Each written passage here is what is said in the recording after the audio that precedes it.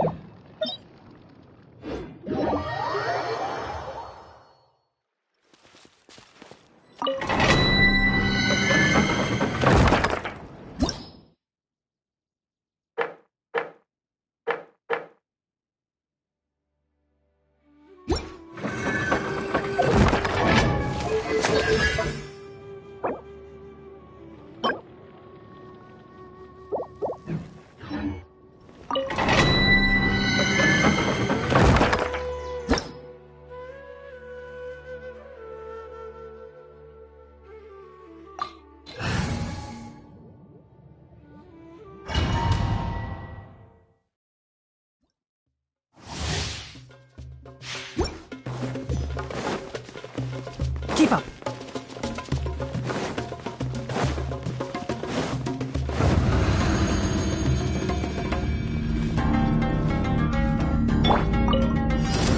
Solidify! Illusion shattered! Enshroud!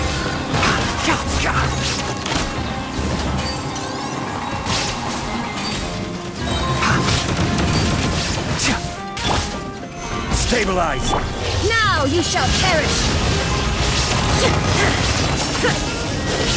There is no escape! Rust and Reaving! I will have order! Let's nip that in the bud!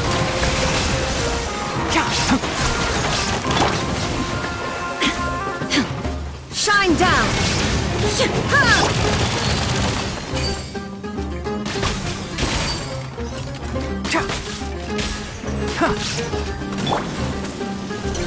Gather! Inazuma shines eternal!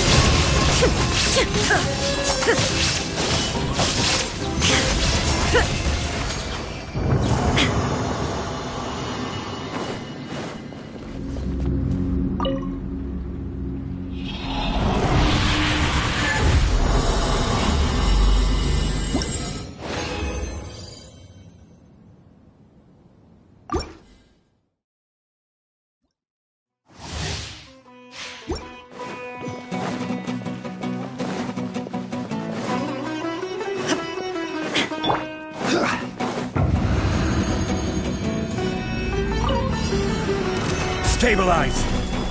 Order guide you! I hear everything! One with the forest!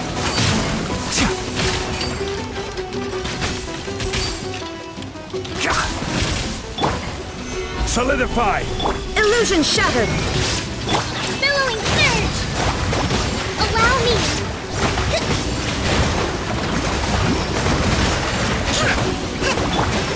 Gather! Now you shall perish!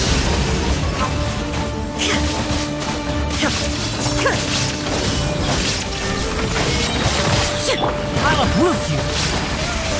Can't see?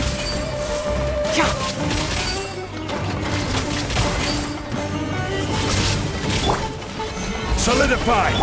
Inazuma shines eternal!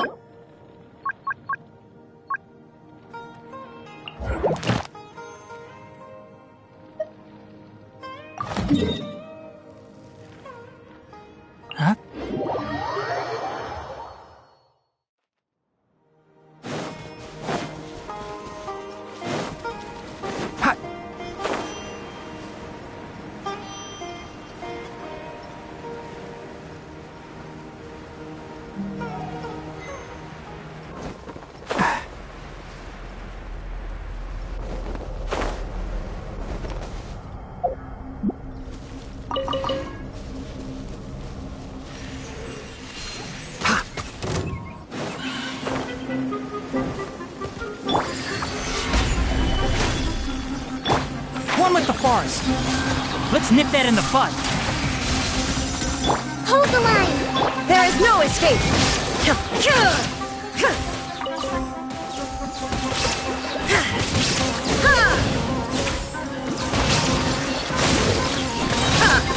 Torn to oblivion!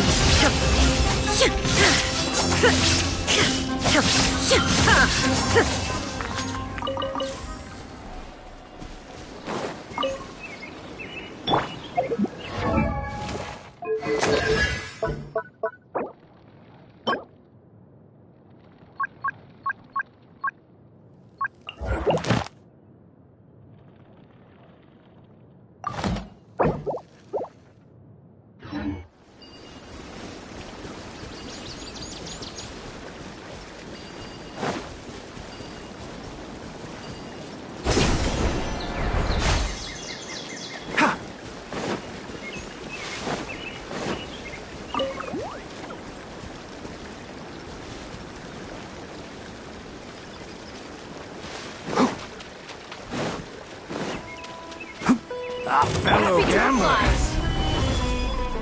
Illusion shattered! I hear everything!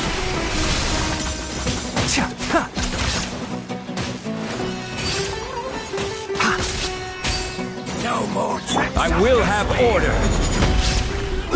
Shine down! You want this one? Can't see? How heartless!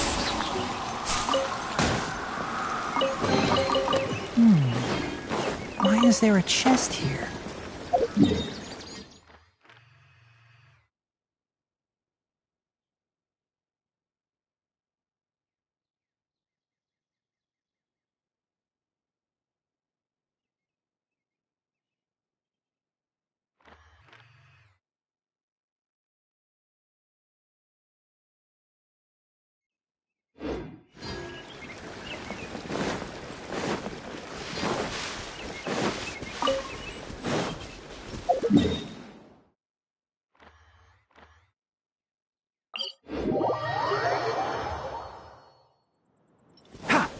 Keep up!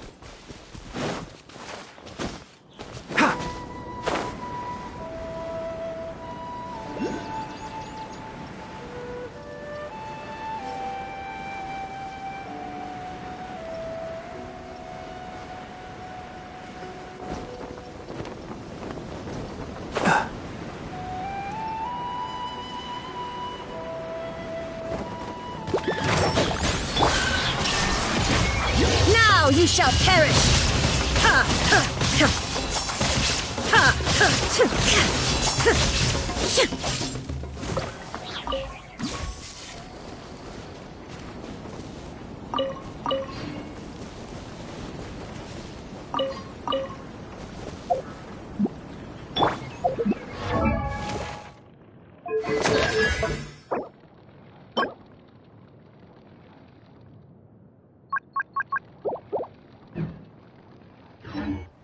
Don't be afraid to make mistakes. It's all part of a learning process.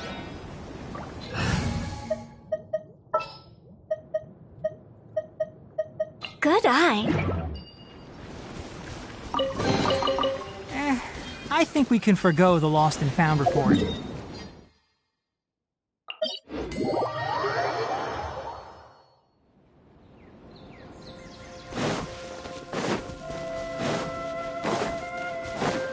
Keep up.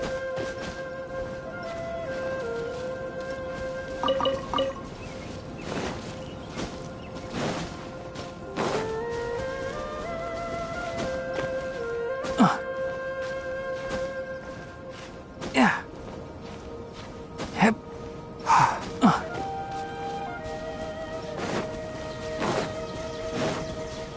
Enshroud!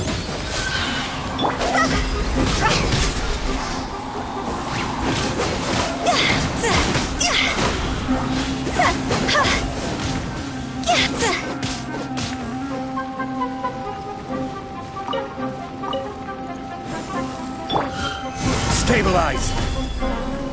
One with the forest!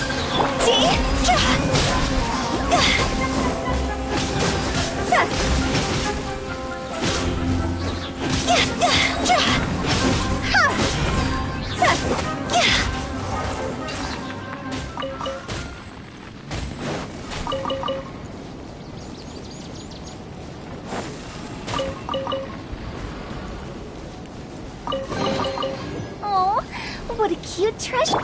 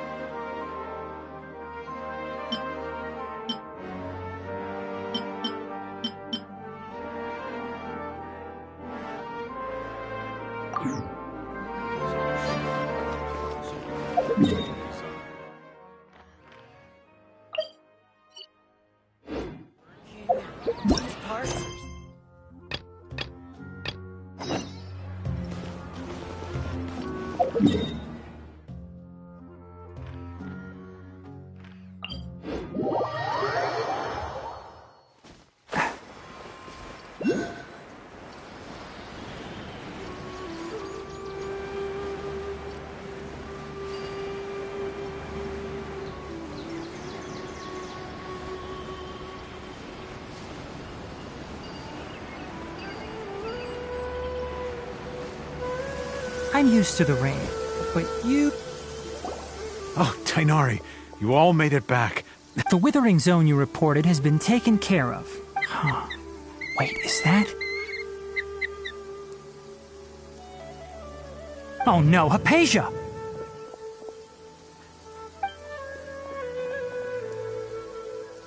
Huh? What's wrong, Tainari? This Duskbird is Hypatia's designated courier for urgent news. You do remember her, don't you? She's the scholar you and Paimon were following when you first arrived in Sumeru. Oh, her? How could we forget? So did something happen? Let me see what's written in the letter first. Oh... So what's it say? And what's with that weird expression on your face? Just let Paimon read it. Huh?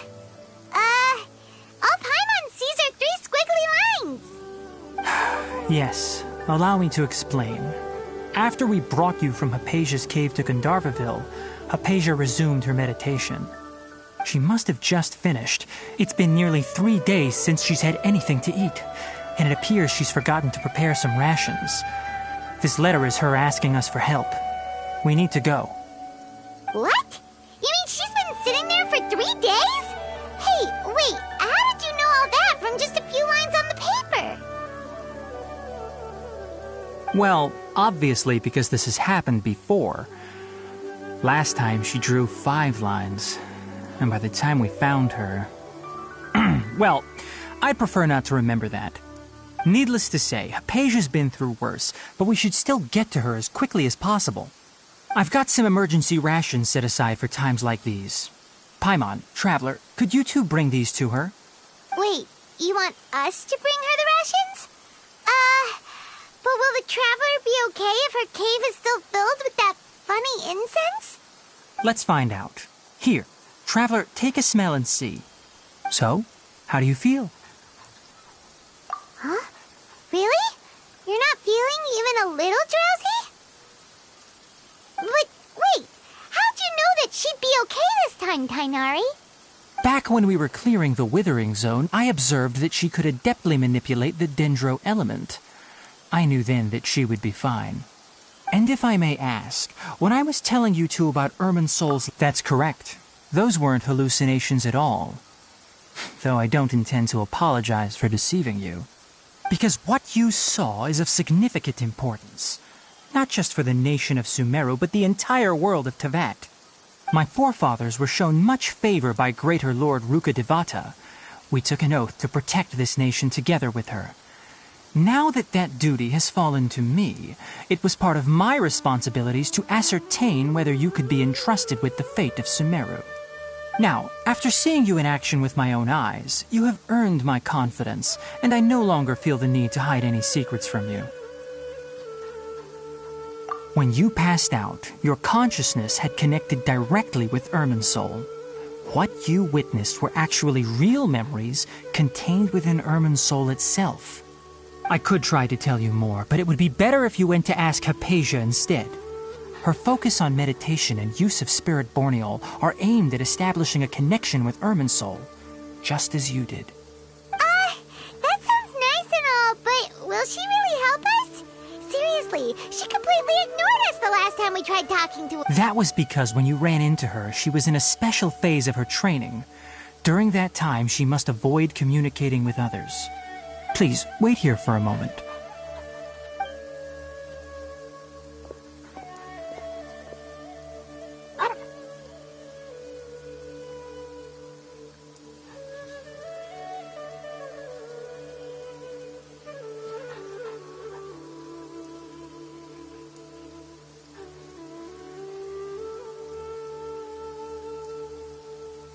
Here, take these. It's a meal I packed for Hypatia, as well as some other ingredients. I'm sure it'll come in handy. Also, here's a letter that I would like you to give to her. Just show it to her and she'll answer any questions you may have.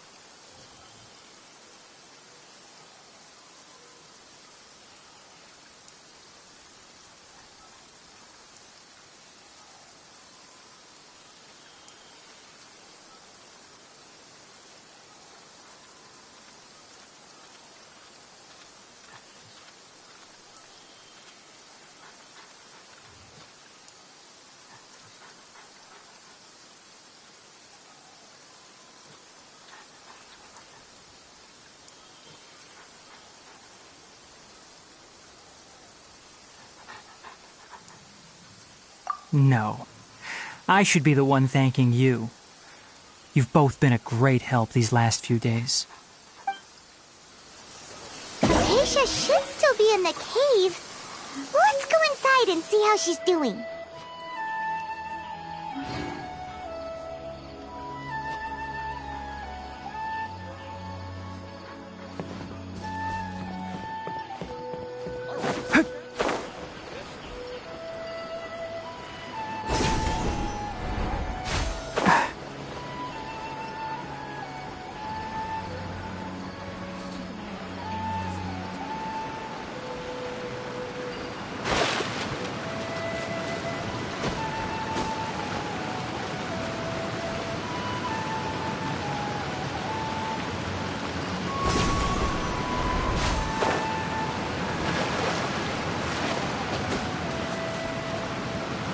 Hypatia should still be in the cave.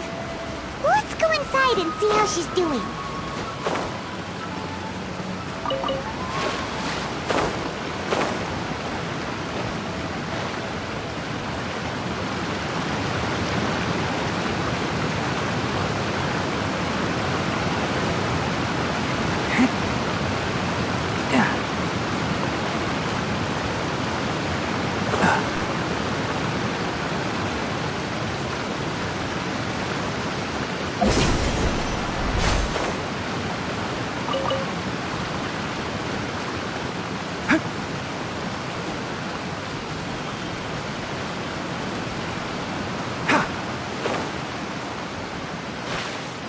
Keep up.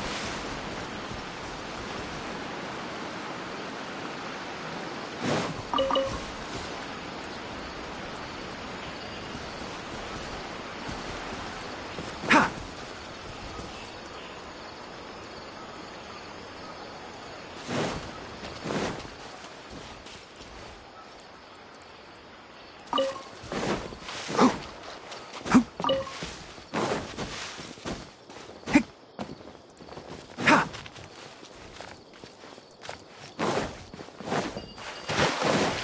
Keep up.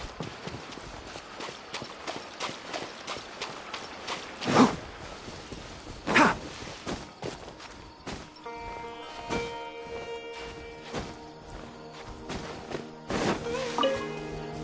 Keep up.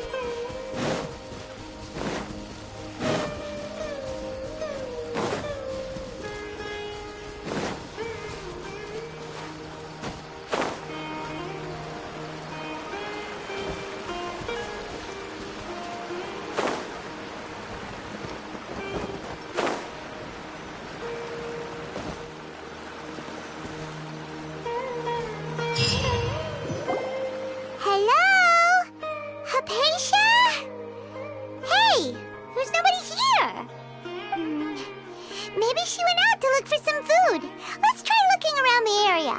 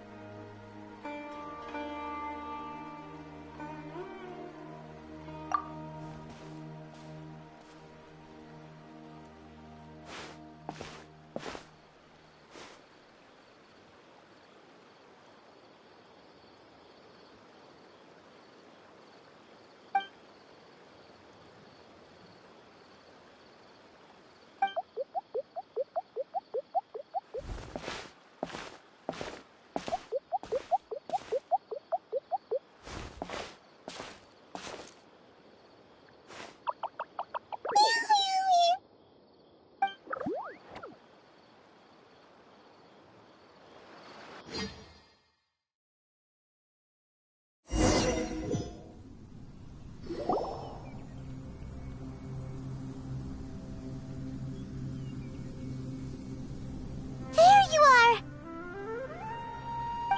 Hypatia, are you alright? So hungry. There's no way we can get her to eat in her current condition. Let's try finding some water first. Huh? Wait, why does it look super foggy outside all of a sudden?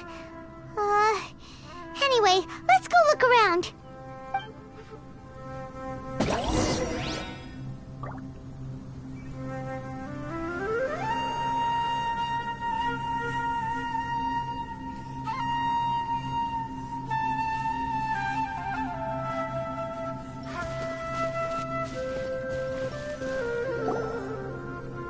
Huh? How'd things out here end up looking like this? What happened? And where are we? Really? Oh, maybe you're right. Let's go investigate the area.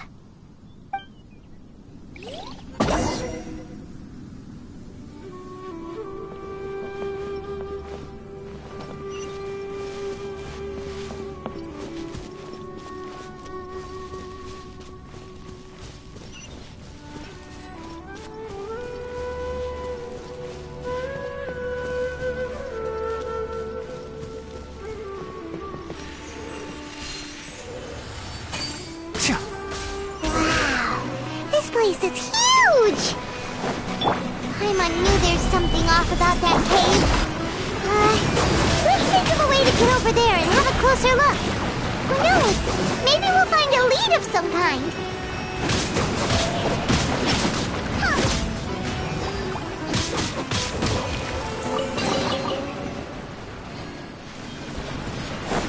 Go!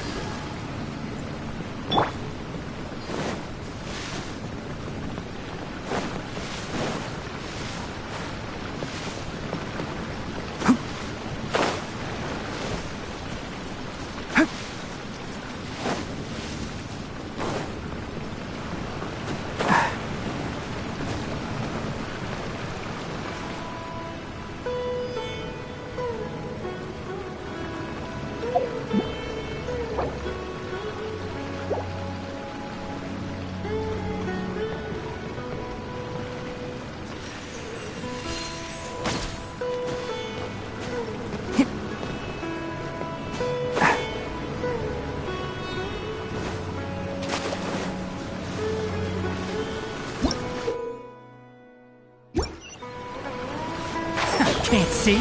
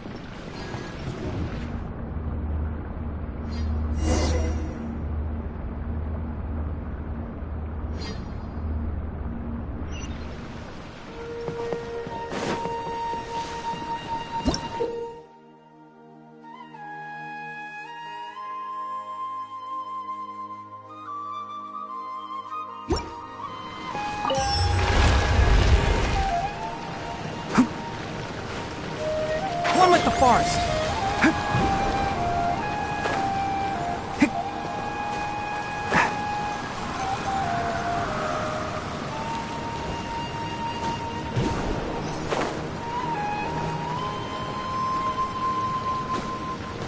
Enshroud!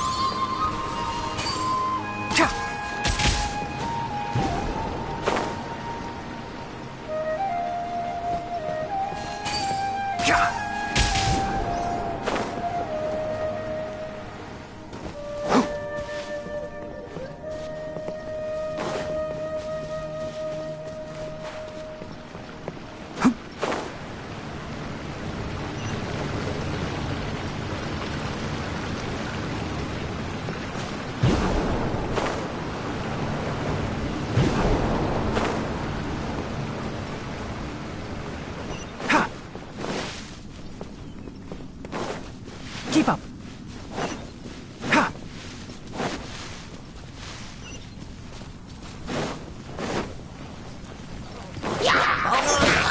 Let's nip that in the bud. Time to go!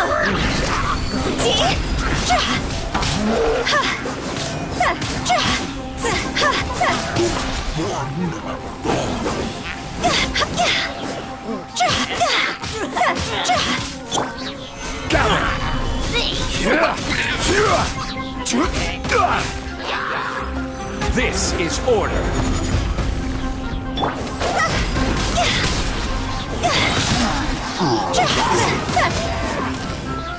Higher, higher, pants on fire! Huh?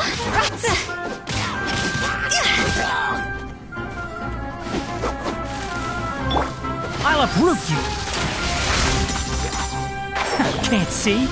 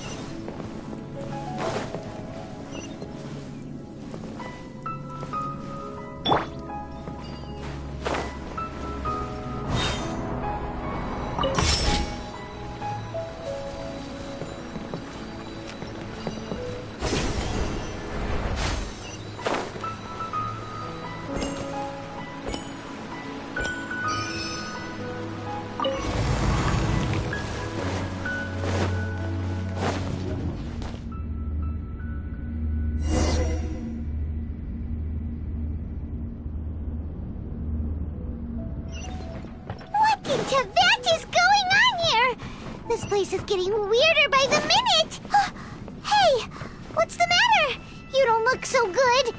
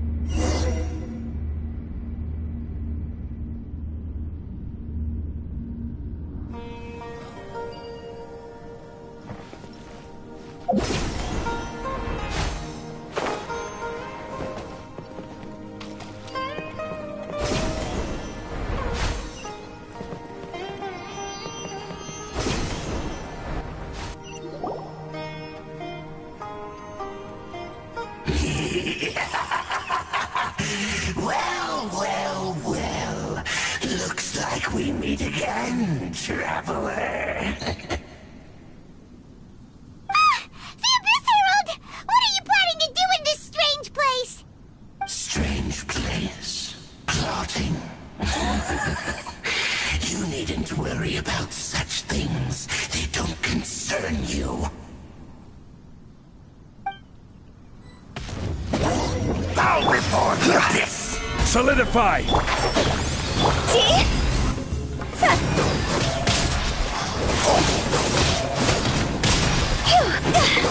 Abyssal roar!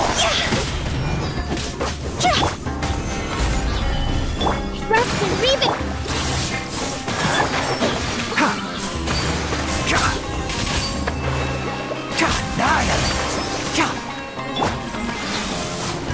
Order guide you.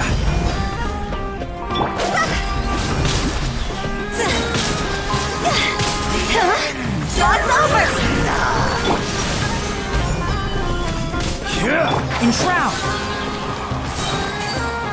Surging tide! Huh? Why can't we beat this guy?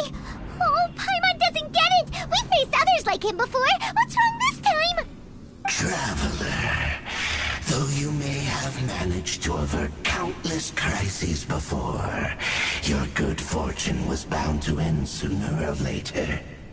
It's time you realize how weak and powerless you really are. Your brother. Oh, pitiful traveler. Are you really so ignorant? Or are you just living in complete denial? His Highness has long since forsaken you. Your meager existence in his eyes is that of an annoying bug, only to be stepped upon. The bonds of love and family which drive you to find your sibling are utterly gone. Your journey is meaningless. But don't you fret now. Today will be your last. Now die!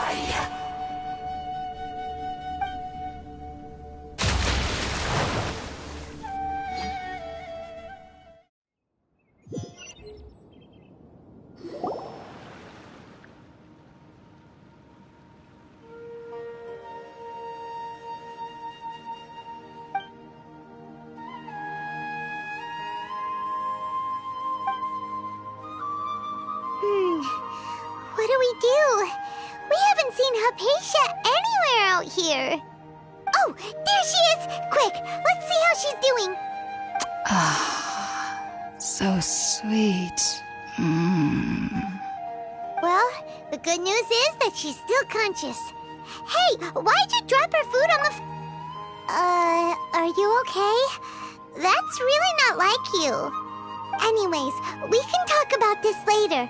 We better make sure she's alright first.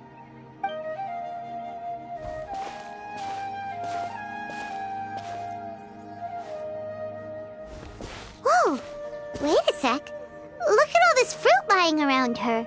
We can put that to good use.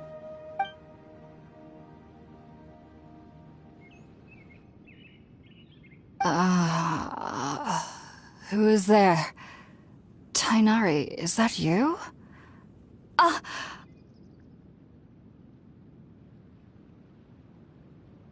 Huh? It's okay. You can relax, Hypatia. Tighnari sent us here to bring you some food and water. Here, we have a letter that he asked us to give you.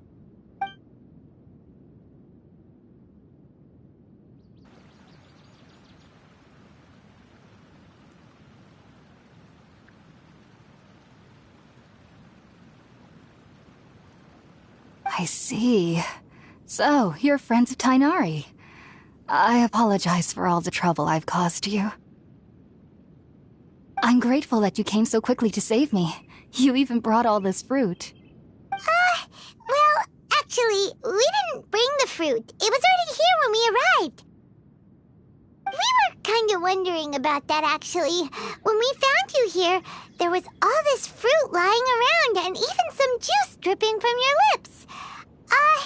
How did you end up like this anyway? Oh, really? I seem to understand now. All the fruit was likely from my, neighbor. Must have come by and saw me like this. Your neighbor?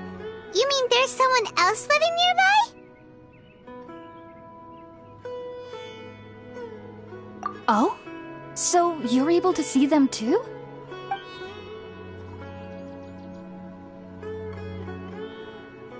Wait, hold on a second, Traveler. You say that before we arrived, you saw some mysterious creature and suddenly had a strange dream?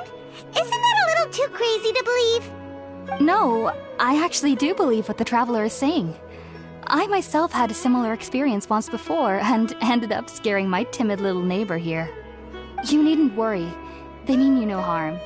They only dragged you into the dream because they hoped to buy themselves a little time in order to scurry away. So, Hypatia, just what kind of creature is your neighbor exactly? I'm not sure what it's called, to be honest. But I do know that they have some sort of deeper connection with the Dendro Archon. I know this because the first time I saw them was also the exact day my consciousness was able to form a connection with Irminsul. Even after I opened my eyes and stopped meditating, my heart was still pounding, and my mind was racing with all the knowledge that I had touched. And at that very moment, I suddenly noticed a small figure at the opening of the cave. In my curiosity, I began to walk over to the creature. They must have already been used to me living in the cave, because they didn't seem to mind me approaching them. They just kept doing whatever they were up to. It wasn't until I crouched down next to them that they suddenly realized that I could see them. Oh! And then? And then I had a dream. By the time I came to, they were nowhere to be seen. I was convinced they'd never show up again. But sure enough, I saw them nearby a few days later. And they weren't alone. I feel like they aren't as afraid of me as the first time I approached them. But I never would have expected them to save me.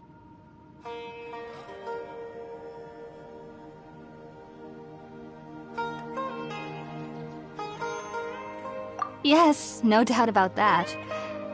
By the way, Tighnari mentioned in his letter that you had questions for me regarding Irminsul.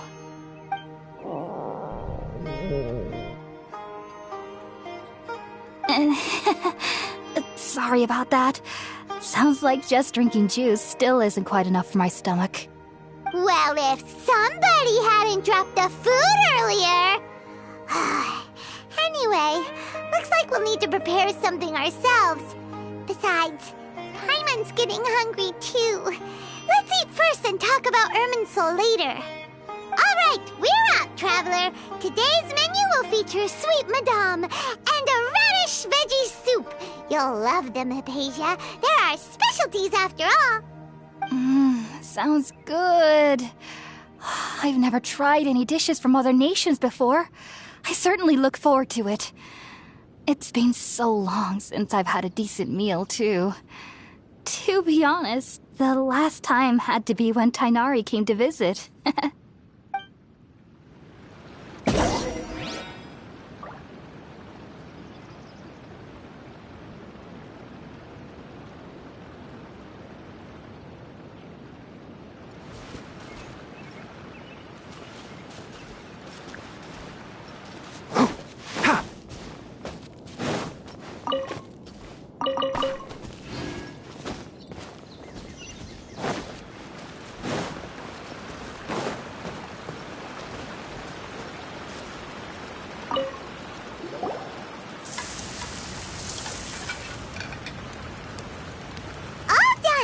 Let's use the empty box that Tighnari gave us since we already washed it. Oh, it smells amazing. And the box isn't...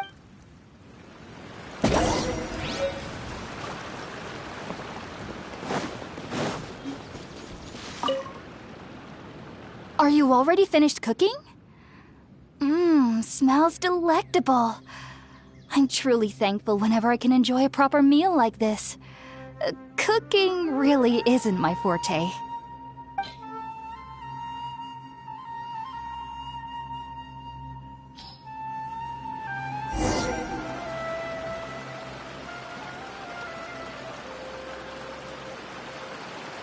Even though everything you mentioned was in Tighnari's letter, it's still hard to believe you were able to connect with Irminsul immediately after smelling Spiritborn eel for the first time. It took me nearly 3 years before I could do so. And everyone at the Academia even lauded me as a genius. You should know that some researchers spent their entire lives without ever successfully connecting with Irminsul as you have. So why does this incense allow people to connect to Irminsul? The ingredients used to make Spiritborn ale primarily consist of plants created by Greater Lord Rukkhadevata. These special ingredients are conducive to heightening our senses to the Dendro Archon's power.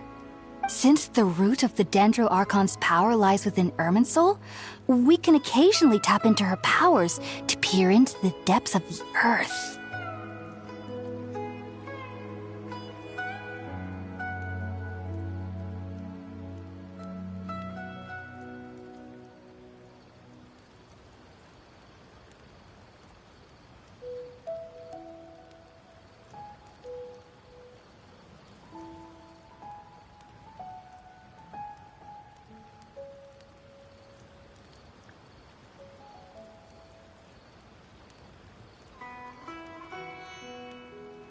Naturally. Anyone who can establish a connection with Irminsul in their first ever attempt must be a person of great understanding. Makes sense. But Paimon's got a question. Why was she sensitive to the smell of those plants for such a long time? That was primarily due to her body's unique constitution. Stimulated by the incense, she could perceive the Dendro Archon's power and experience the sensory overload, hence the adverse reactions. Taking in any scent similar to the ingredients of Spiritborn Ale would cause adverse effects. Not to worry, though. It appears you've already fully recovered. Technically, your body should still be sensitive to the powers of the Dendro Archon, but unless you're using intentional meditation techniques, the scent of Spiritborn Ale should no longer trigger such reactions. Whew. Well, that's a relief. I must admit, I am quite envious of your abilities. Even if it meant suffering from pounding headaches for the rest of my life, I'd consider it worthwhile so long as I could connect with Irminsul at will. Whoa, you're really serious about this whole thing, aren't you? I am a researcher after all. As a member of the Ritawe Darshan at the Academia, my main area of research is the stars and their connection to the fate of living beings. But there is still so much we don't know, especially regarding the mysteries that lie in the starry skies. Which is why I must turn to the all-knowing Irminsul for answers. If only my perception wasn't so limited.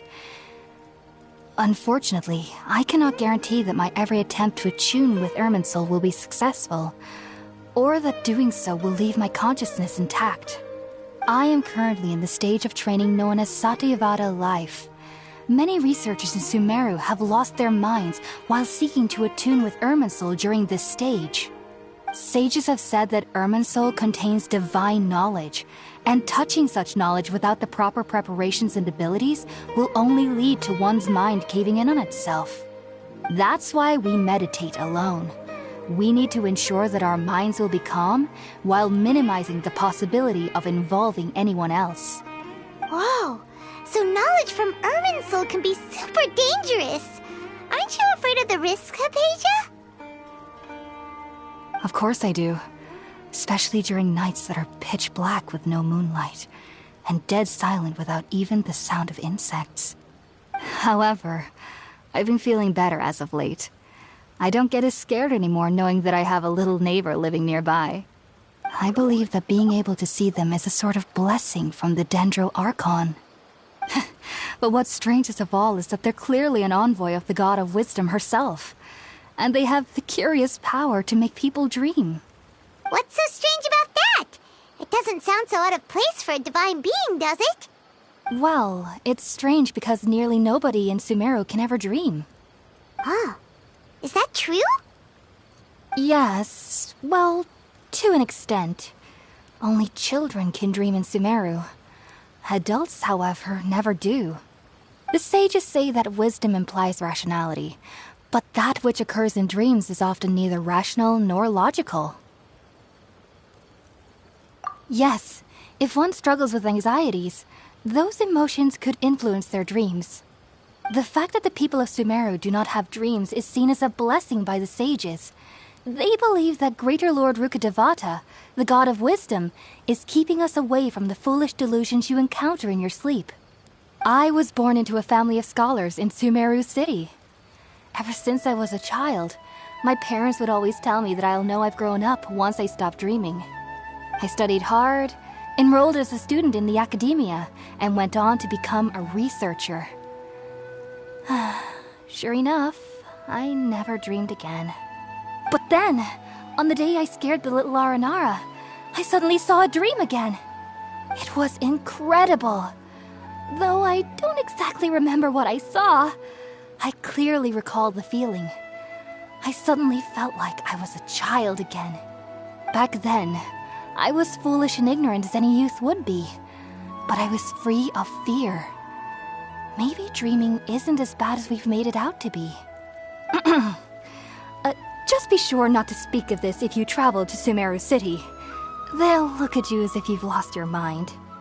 So, do you have any thoughts about the things she saw when she connected with Irminsul? Sorry. I'm afraid I don't have any answers as of now. All I can say is that what you saw is a memory contained within Irminsul itself. World forget me. What could that possibly mean?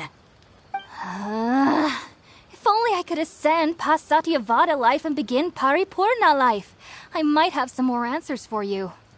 If you two are ever in the area again, please be sure to come and see me.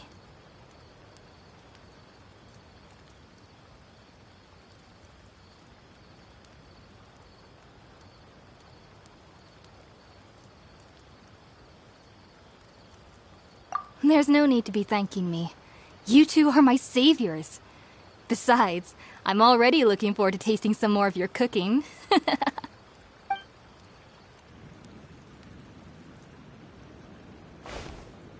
that we know Hypatia is alright and had the chance to ask her some questions, Paimon thinks it's about time to head back to Gandharvaville.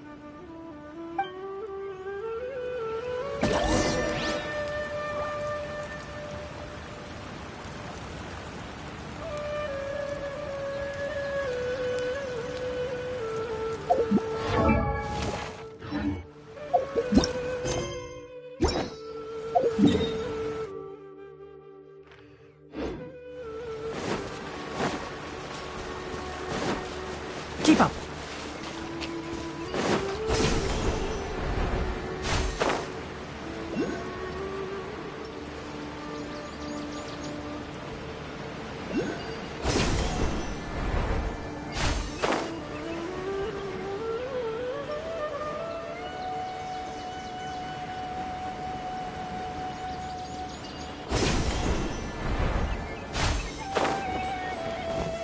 I'm used to the rain, but you should probably... Think about it, Tainari. Refusing to join is tantamount to burying your head in the sand. I understand that you're a forest watcher and that it's your duty to combat the effects of withering zones. But isn't it evident that such work is not a lasting solution to the problem? As Sage Kage clearly stated, your presence and guidance in Sumeru City is pivotal in finding a cure for Irminsul. How could you possibly refuse? Keep your emotions in check, Ghulam. Let's at least listen to Tainari's reason for declining. We're here to invite him to the Academia, not to cause a scene. Sage Kage, I am truly honored that you came here in person, but I'm afraid I must still decline your invitation. I am merely a forest watcher. How could the great minds of the Haravatat have any need of someone like me? Well, it turns out that your refusal letter had some implications on your master's reputation. He is a renowned sage of the Immorta, after all. So now I've come here in his stead. I see. Huh. And I figured that given his temper, he would come here and berate me personally.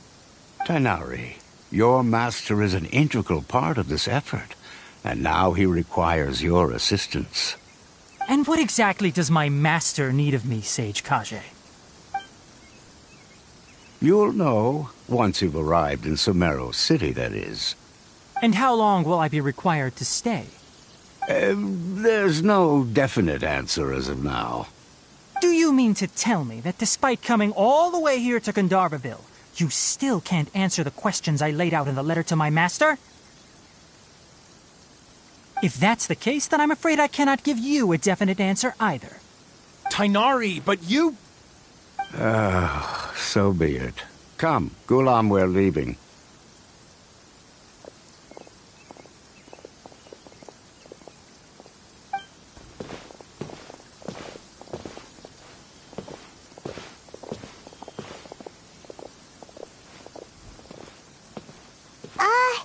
Tainari, what was that all about?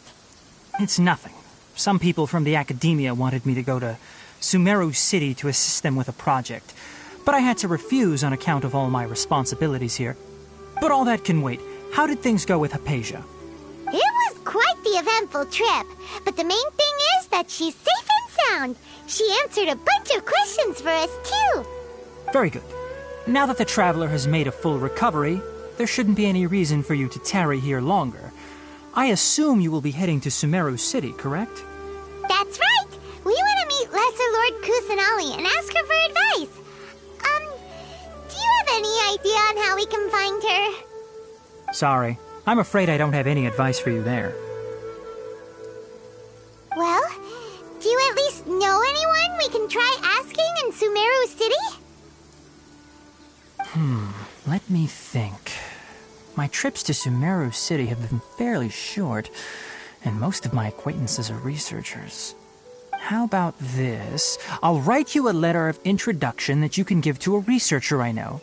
He's from the Amurta Darshan and is adept at gathering information. Asking him might prove worthwhile. Also, when you enter Sumeru City, you'll probably end up receiving something like this item here. I'm not sure if it will ever come in handy for you, but maybe you can give it a try. Oh? What is it? It's called an Akasha Terminal. It's a tool produced by the Academia that utilizes the legacy of Greater Lord Rukadevata. Some say that this very item is the basis of Sumeru's reputation as the City of Wisdom. Needless to say, this device and its usage fall under the Academia's expertise, so I'll leave it to them to show you how to use it. Great! Next up, Sumeru City! But wait, before that...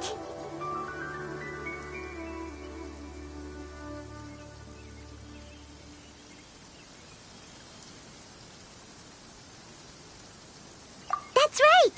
Tainari, we have something important to say to Kale before we leave. Is she doing better now? Yes, she's doing much better. After being confined to her bed all this time, I thought a little walk would do her some good. Last I saw her, she was taking the path towards the North Crossing. She knew you two would be leaving soon, so she must have wanted to see you off. Thanks, Tainari. All right. Farewell.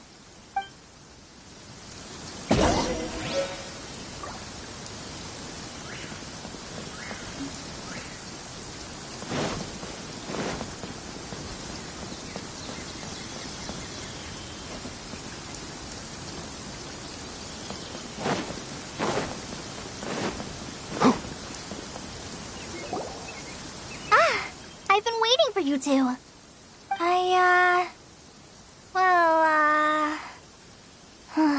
Never mind. I guess I should just wish you two a safe and successful journey. Thanks for waiting here just to see us off, Kale. We're headed to Sumeru City.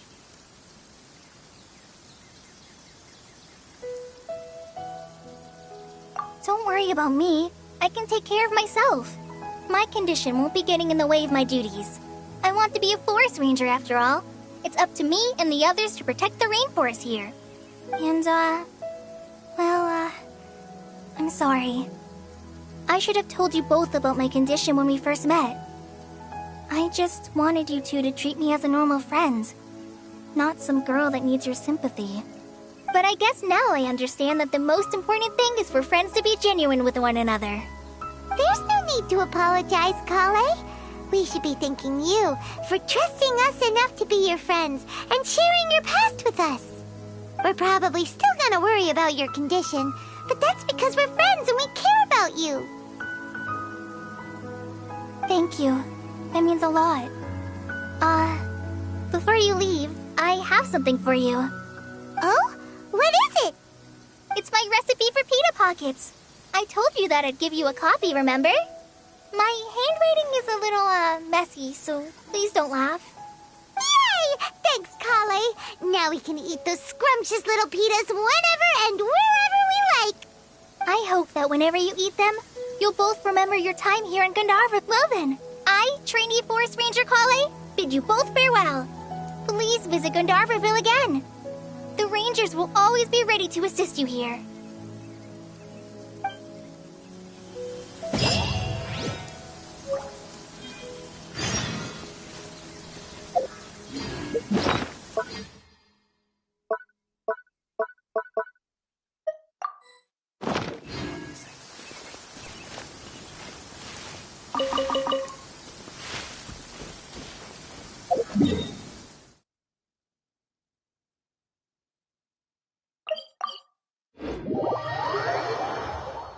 I applied a plant-based waterproofing oil to my tail.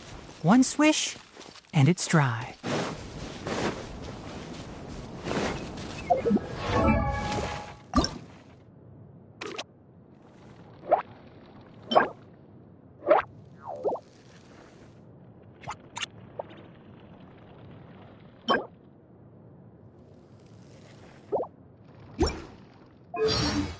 Keep up.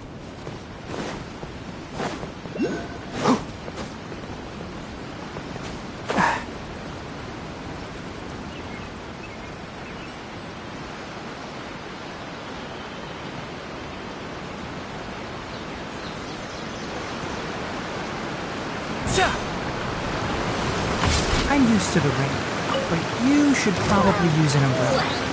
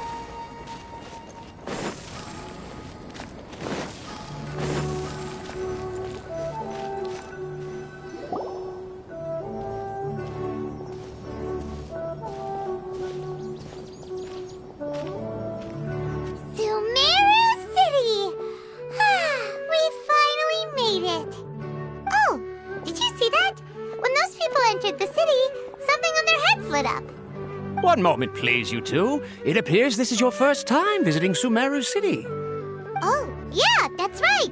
But how did you know that? Because there's currently no information on either of you in the Akasha. But no need to worry, that won't prevent you from entering the city. In fact, the Academia conveniently provides each traveler to Sumeru City with a device. Perhaps you two have heard of the Akasha before.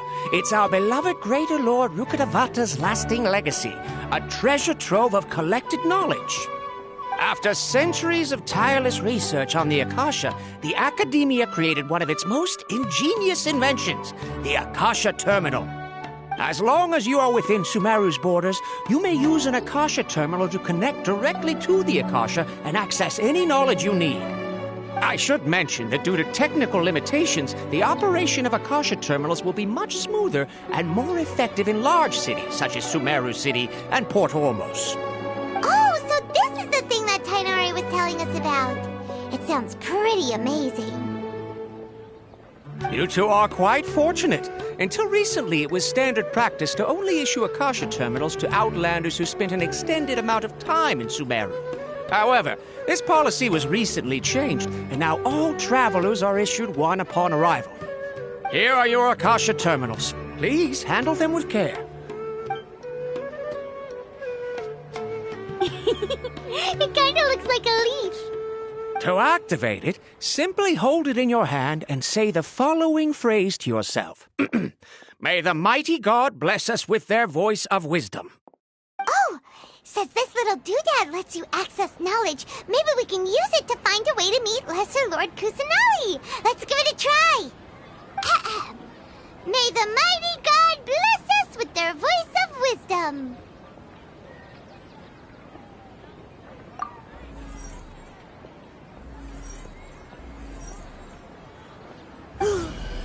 Whoa. Just now, something clicked, and Paimon suddenly knew how to use this thing. It seems all we need to do is concentrate on what we want to know, and bam! You get it. Oh, that'll come in real handy. Exactly. That is the power of the Akasha. And with that, let me officially welcome you both to Sumeru City. May the wisdom of the Dendro Archon always be your guide. Okay, now that we're in, we can check the Akasha about Lesser Lord Kusanali. Let Paimon try.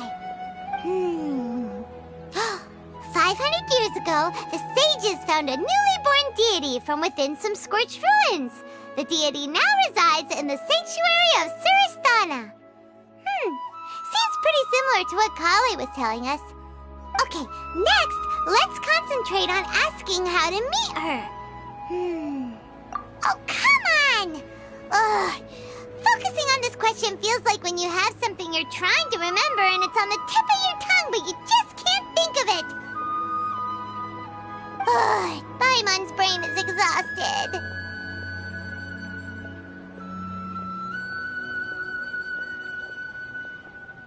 Oh, smart idea! But what are you going to ask it?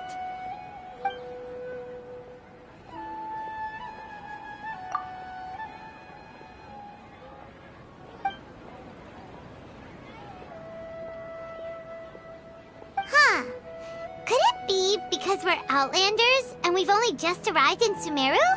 You know, maybe we're not qualified to receive an answer to this sort of question or something.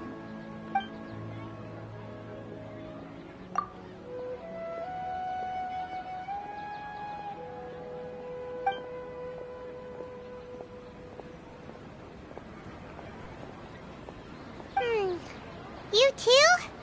Well, glad it's not just Paimon.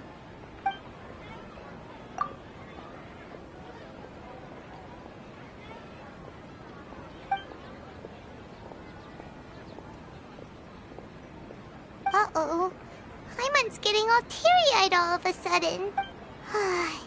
Well, seems no matter which way we try, we can't find anything that'll lead us to Lesser Lord Kusanali. Guess our only choice now is to try meeting with the researcher that Tainari recommended. He's from Sumeru and even has a position in the Academia. Maybe he'll be able to access more info from the Akasha. Let's see. Tainari wrote an address on the letter's envelope. Oh, it's not far from the city's gate. Let's head over and have a look. Hopefully he's at home. Hello, are you Rohawi? Yes, that's me.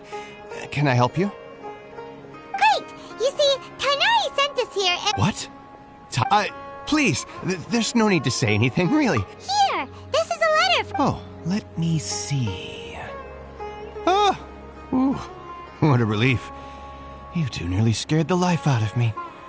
So you two just have some questions for me? Seems even Tainari acknowledges my innate ability for procuring information. So, what is it you two would like to know? We want to meet with Lesser Lord Kusanali. Do you know a way we can do that? You mean you want to meet the Dendro Archon herself? This isn't exactly my area of expertise, but let me see what I can find in the Akasha.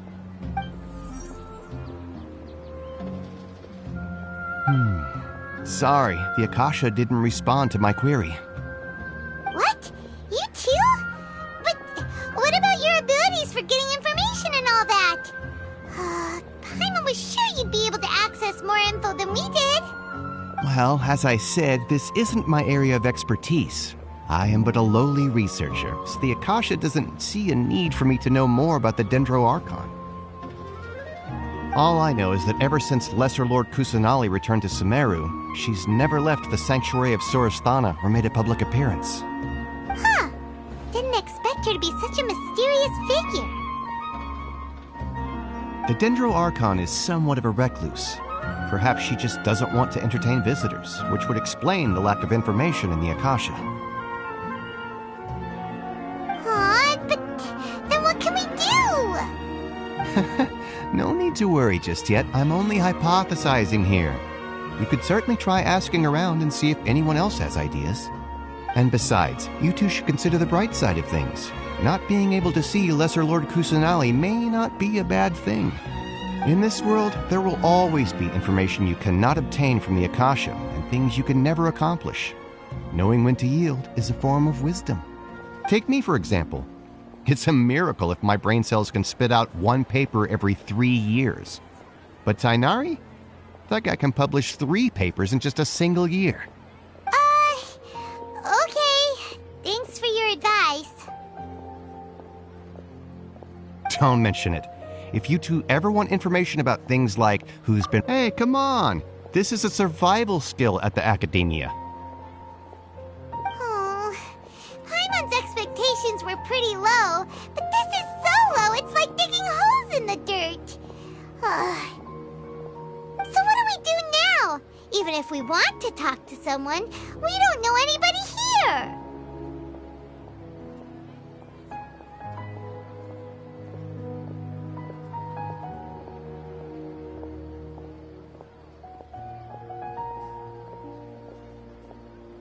Huh?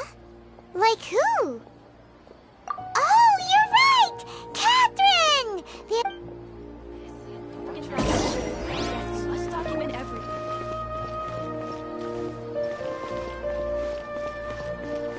How can my own brother say something like that about her?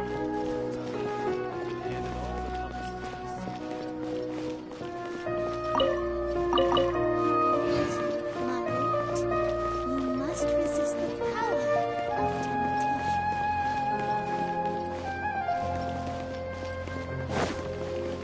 Keep up!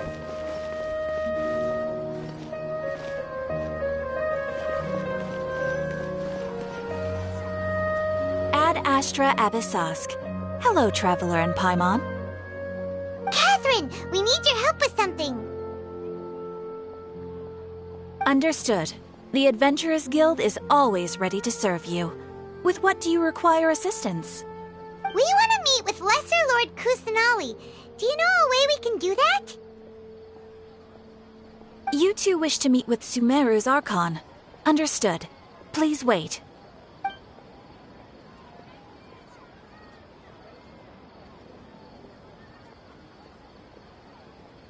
I apologize, but I am unable to call up any relevant information in the Akasha. I'm also unable to locate any pertinent... Aww, another dead end. Well, Please do not worry. I may know of someone who can help you two.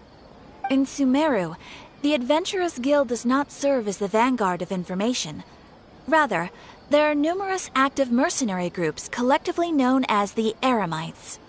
They take on various contracts and work all across Sumeru. An Eremite brigade called the Corps of 30 is in charge of Sumeru City's defenses. Not only are they the oldest brigade, but they are responsible for managing and coordinating the affairs of all other mercenary brigades. Corps of 30? What a weird name. Supposedly, they are named as such because their ranks numbered 30 at their inception. Asfand, an advisor with the Corps of 30, maintains good relations with the Adventurers Guild. Though he's already retired, he and his words carry great weight within mercenary circles. If you'd like to get in contact with him, you can find him at the Corps of 30's headquarters, the Citadel of Regzar.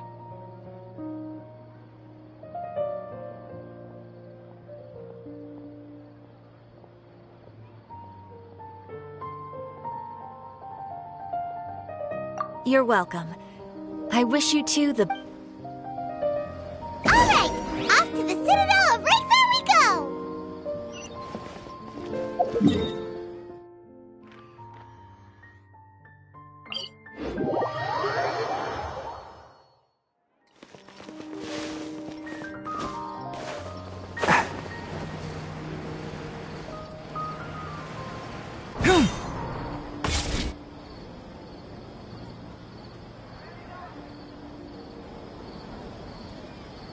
Welcome. The Adventurers Guild told me to expect you two. It's nice to meet you, Asfand. We'd like to ask you about something.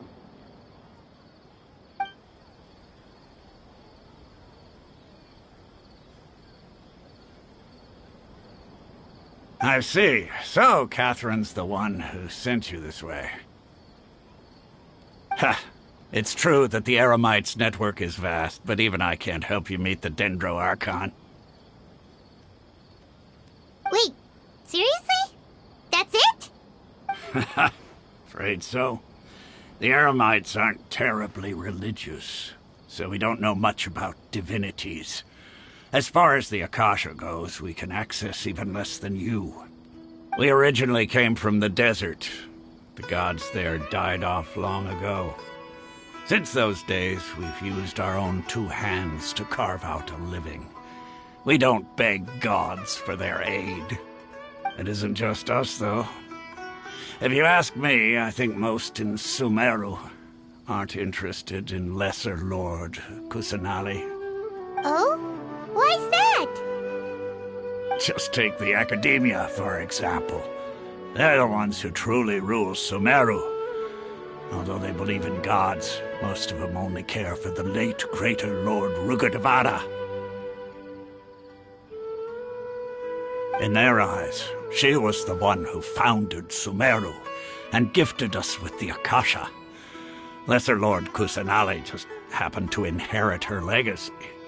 Because of the Academia's influence, most citizens are more familiar with Greater Lord Rugadavada and hold her in greater esteem. Not to mention that Lesser Lord Kusanali never makes an appearance, and the Academia never announces anything about her. As far as the people of Sumeru are concerned, she's just a god that exists. And that's all. Really? Aw. After hearing all of that, Paimon sort of feels bad for Lesser Lord Kusanali. Ha! But who knows? We're all just guessing when... All right. Well, thanks for the info. No problem.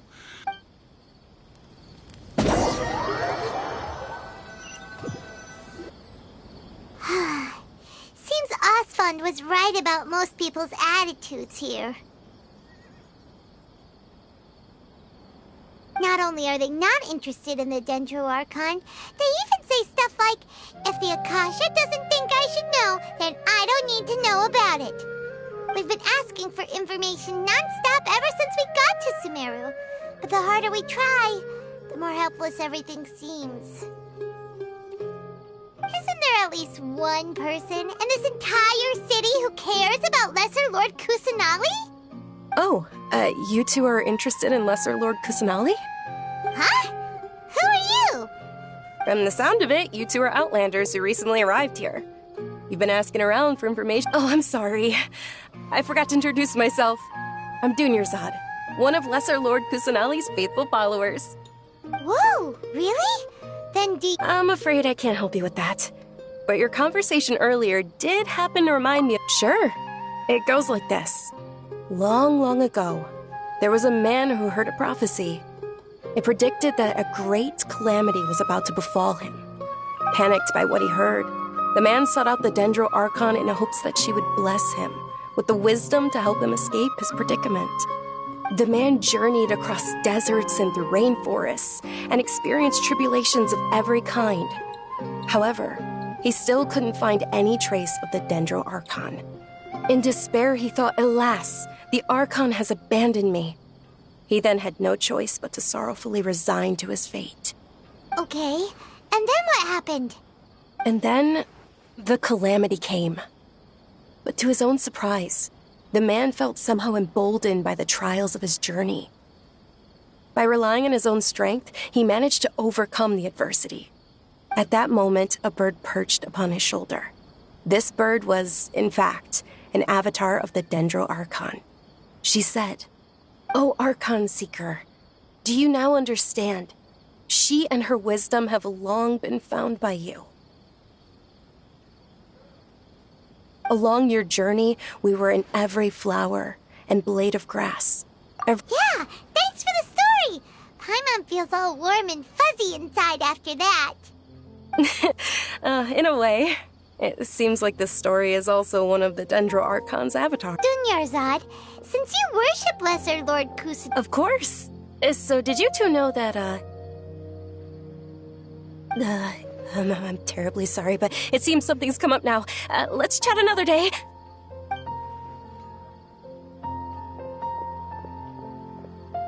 Hey, wait! It looks like they're searching for someone. Dunyarzad was acting super... The sting! We finally managed to find a lead about Lesser... Let's see if we can get rid of them. Then we can catch up with Dunyarzad. Hey, have you two seen a brown-haired girl wearing a purple top and a long blue dress? Did she have bandages? Yes, that's her. Did you see... Yeah, she went... that... Quick, after her!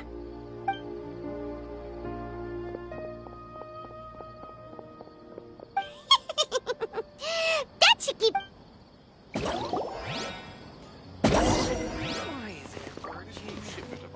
I don't get it.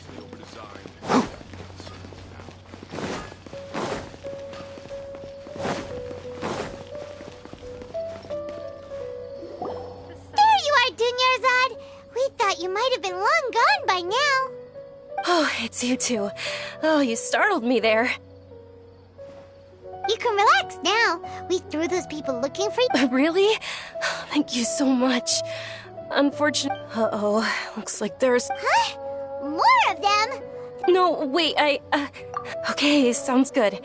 There's a tavern on the other side of the port we can go to. All right, let's move out. Stay behind.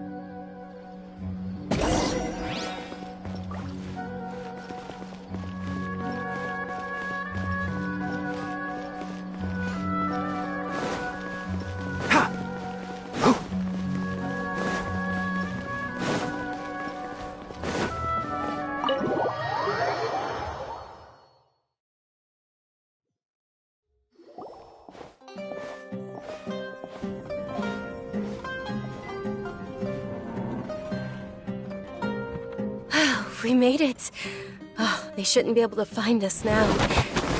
Wait! Stand down, Dia!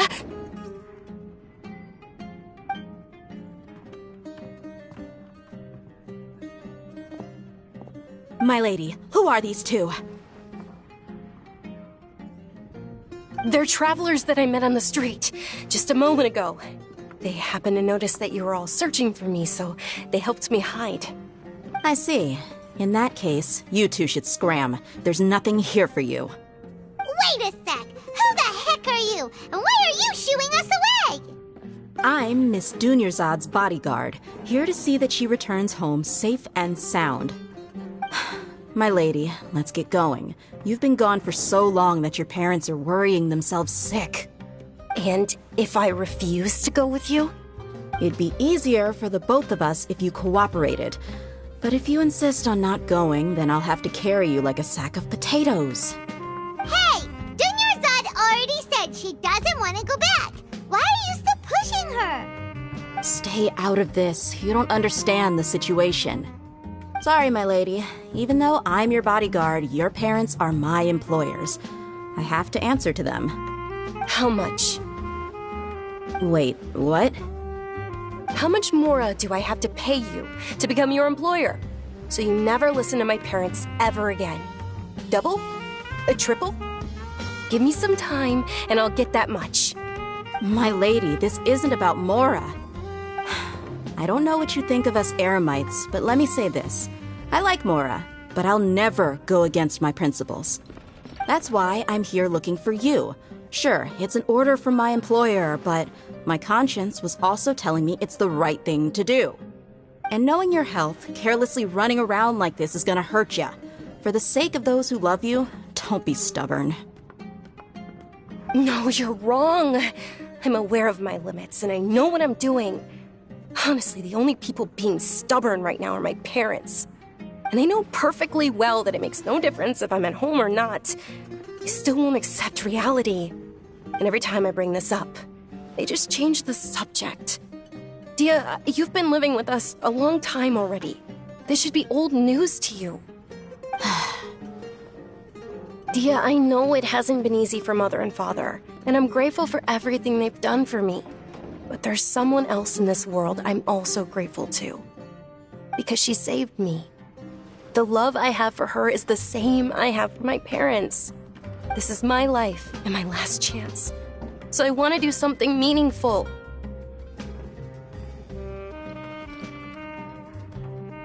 My lady, are you sure what you're doing now is meaningful? Yes, I'm sure.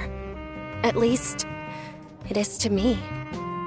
Fine. I won't ask you to return home anymore.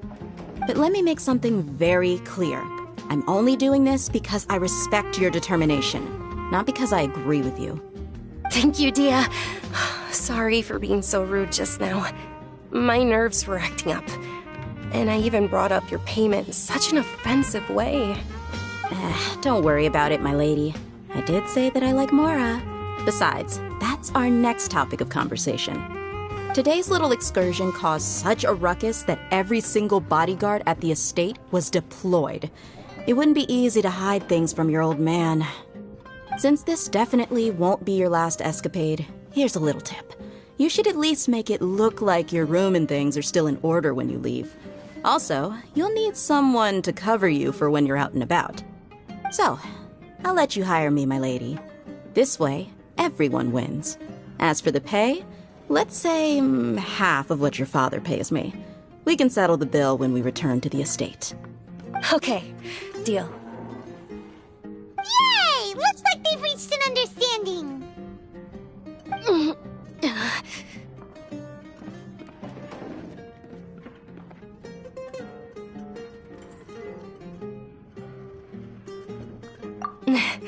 I'm fine, really. I just feel a little tired now that things have calmed down.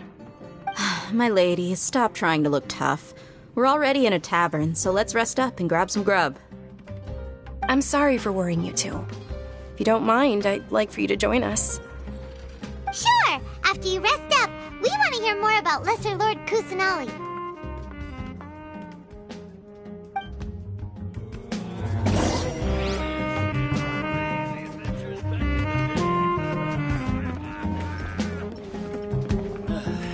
You just can't beat the atmosphere here. Ha! Well, if it isn't Dia, haven't seen you in nearly half a year. Word on the street is that you're a bodyguard for the Homayani family now. Ha! Don't you find that kind of work boring? Nah, you get used to it. How about a menu over here? You got it, huh? Isn't this little Miss Homayani herself? We don't get to serve personages like you very often. We'll be sure to prepare our very best. Thank you, sir, but there's no need. I don't have a lot of Mora on me, and I really ought to save as much as I can. But please bring these two the best food you have. They're my new friends, so I want to be a good host for them. Yeah, we're already super grateful for everything you told us about Lesser Lord Kusanali. How about our coconut charcoal cakes? They're our signature snack, and they run cheap. Look, other customers over there are eating some now. They look kind of burnt and dry. Paimon will pass. Hey, come on! Paimon has personal preferences too, you know. Dunyarzad, we asked a lot of people when we first arrived, and almost nobody was interested in Lesser Lord Kusanali. So, what made you want to follow her? Well, remember when you asked me if I knew how to meet the Dendro Archon? Even though I don't know how, I think I've actually seen her before. Huh? Really? Yes, it was when I was a child. At the time, my illness had kept me bedridden for the better part of a year. I was stuck inside and couldn't make any friends, and my parents did their best to find treatments for me. But even then, the Akasha didn't have any helpful information. My younger self no longer had any hopes or dreams. One flare-up was so bad that I was in a semi-conscious state for several days. Then one night, I woke up alone in my room. I was terrified. My body was paralyzed. Even if I cried, there was no sound. At that moment, an ethereal voice spoke in my mind. Dunyarzad, don't be scared. You don't have to cry. Dunyarzad, don't be scared. You don't have to cry. Who are you? How do you know my name? How do I explain this? You might not be able to understand, but actually, I know everything about you. Really? Of course. I know that you're scared of thunder, that you hate taking medicine every morning, and that you love counting the petals on your mom's skirt. Wow, you really do know everything. Dinner's odd. Is there anything you want? Want? Not really. I can't go anywhere or do anything. Huh? But aren't you a child? All children have wishes. Tell me what you want, and maybe I can make it happen. But can you make my illness go away? Oh. I'm sorry.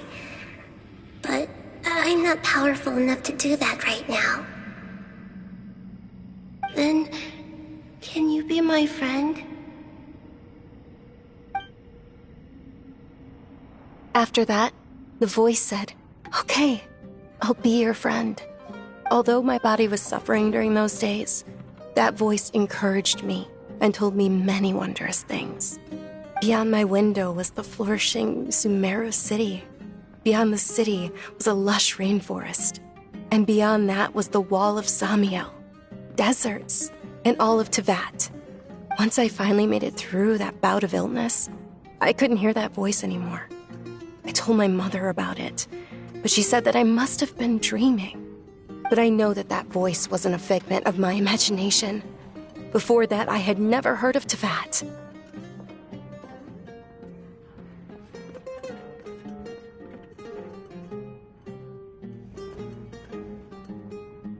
Yes, for sure.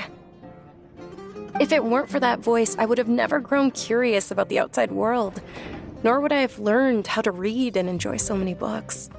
That voice sparked a desire for wisdom. It had to have been the Dendro Archon. I've been hoping for a chance to repay her kindness.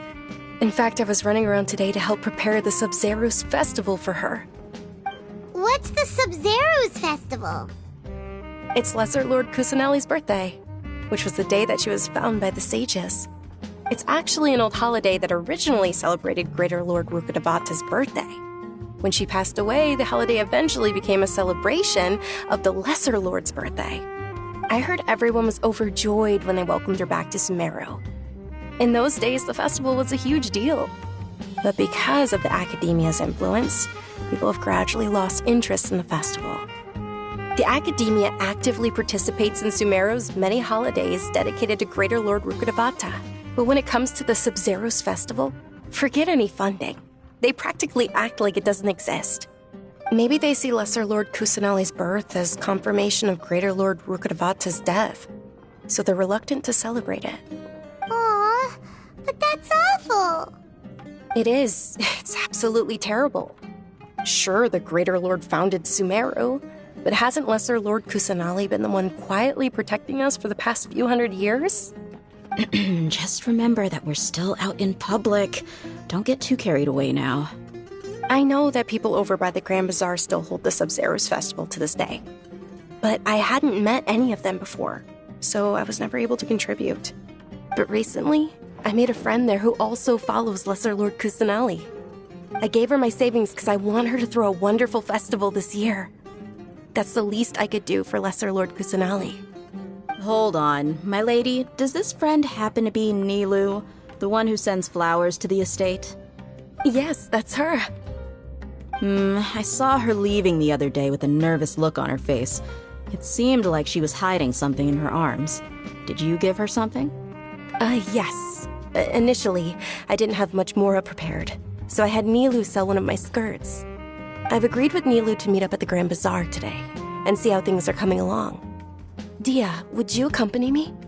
Sure. That's quite the trip, though. I'll carry you. No, that would be too much, even for you. You might as well just accept the lift. If I let you walk, who knows how long it'll take us. And if anything happens to you, then I'd really never hear the end of it from your father.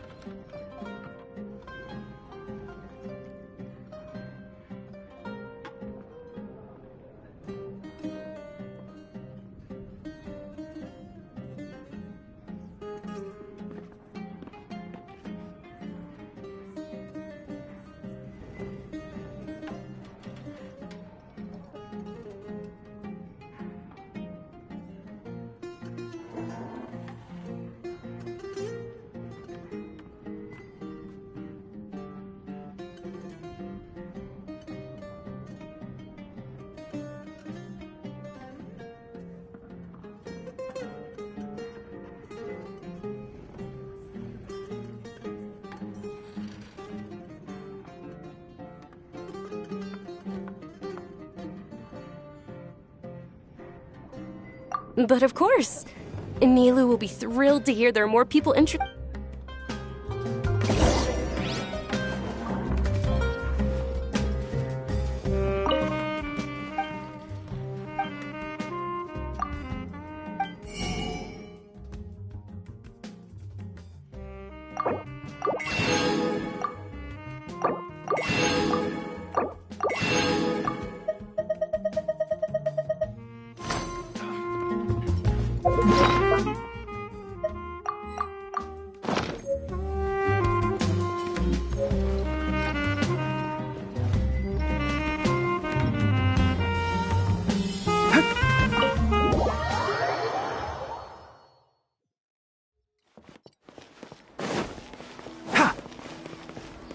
Keep up.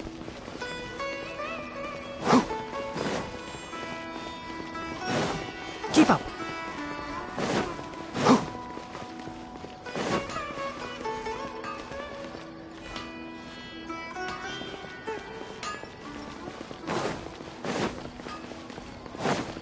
Keep up.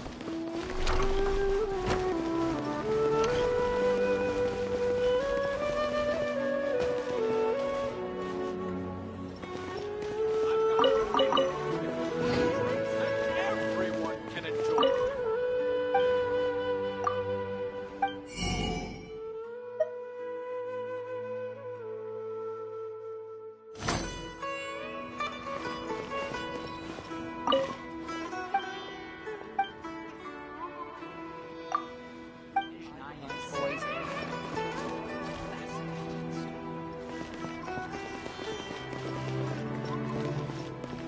Welcome.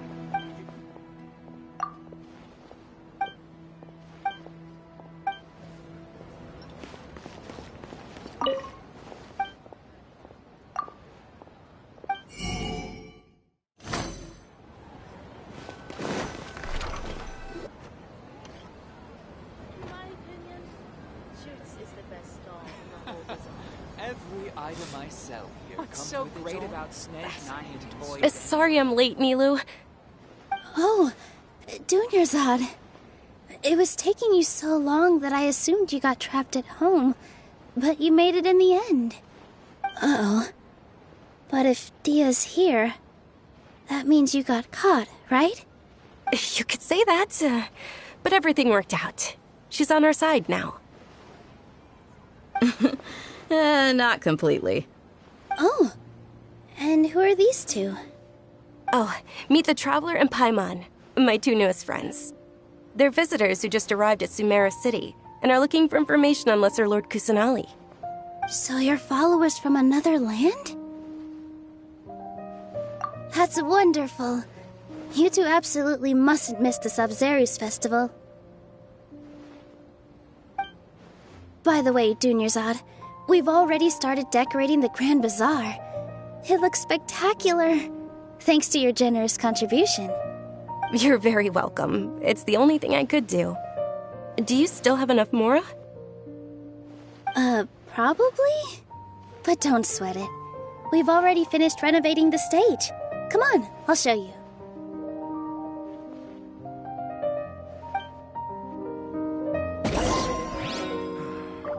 Life is so dull here.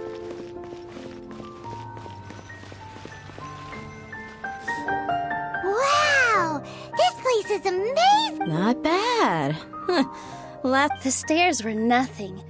A little while ago, we discovered that the tree above the stage had a huge chunk of bark ready to fall off. Mr. Zubair was worried sick. We reported it to the academia many times, but they never sent anyone to deal with it.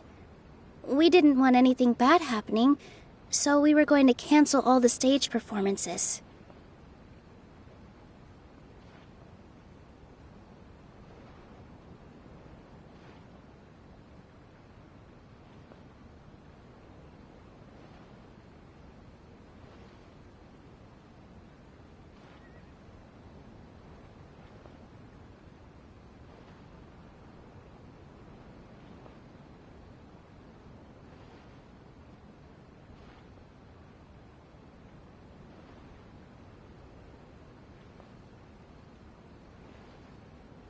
Oh, probably because it was the theater asking.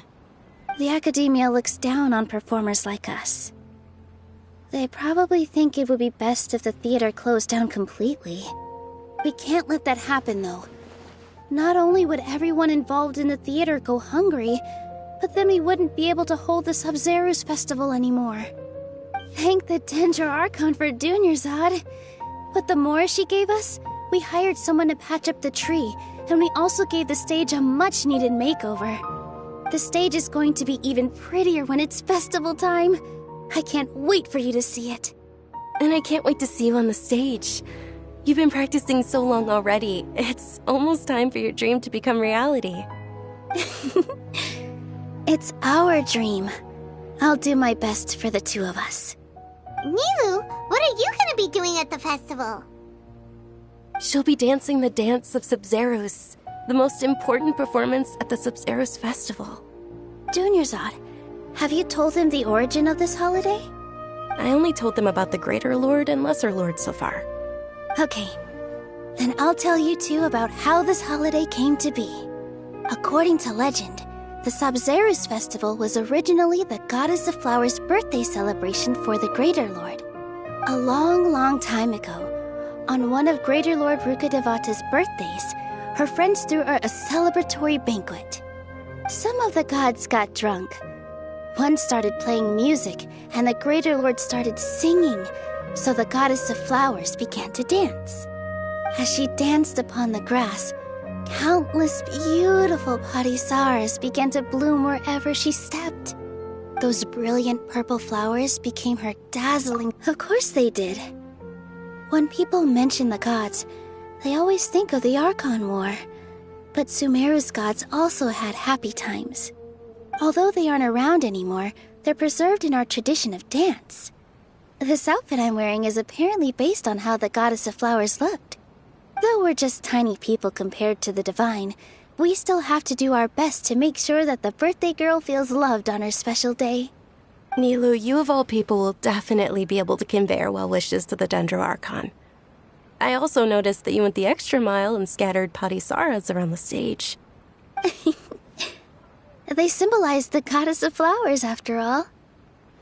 It's just a shame that all the real parisaras went extinct after her death. Yeah. The Greater Lord brought forth parisaras in memory of the Goddess of Flowers, but she ultimately could never truly replicate that beautiful purple. Thinking about the Goddess of Flowers dance makes me wish I could have seen it. If my stage were anything like that, I'd be thrilled if I had just 2 real parisaras on the stage. So, Traveler and Paimon, what do you think? Interested in the Sub-Zeros festival? Will you two be coming? All of Lesser Lord Kusanali's followers will be there for her birthday. It'll be a good opportunity for you to learn more about her.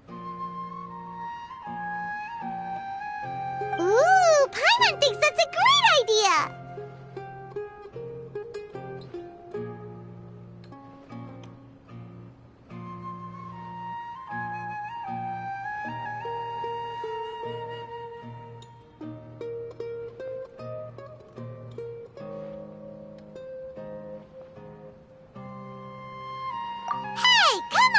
There's nothing wrong with enjoying a festival. Besides, it's Lesser Lord Kusanali's birthday. She'll be happy to have more people who are celebrating it. So how about we all attend the Sub-Zeros festival together?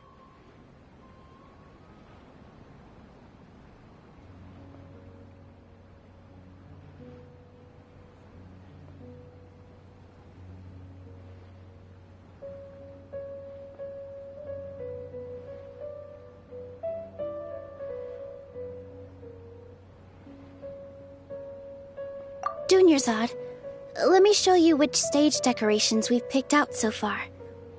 Traveler and Paimon, if that doesn't sound interesting to you, then feel free to explore the area. Everyone at the Grand Bazaar loves Lesser Lord Kusanali, and we're all looking forward to the Sub-Zeros festival. In that case, we'll take a look around.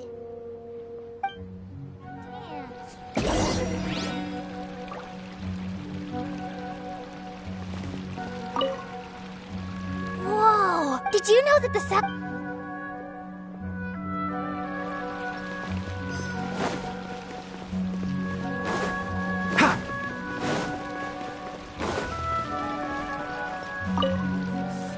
things are... Don't be fooled into thinking. And when it comes...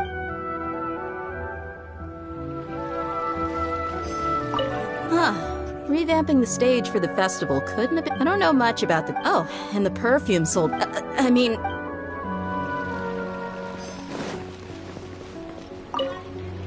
Ah, dancing at the Sub-Zeros as a child. I even asked my grandmother why we... My grandma, the Sub-Zeros...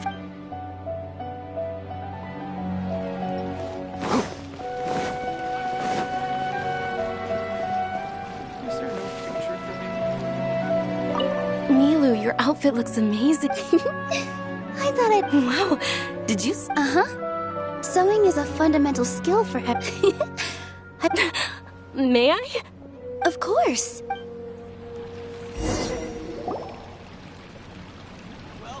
Hey! Is that who Paimon thinks it is? It looks like... Catherine!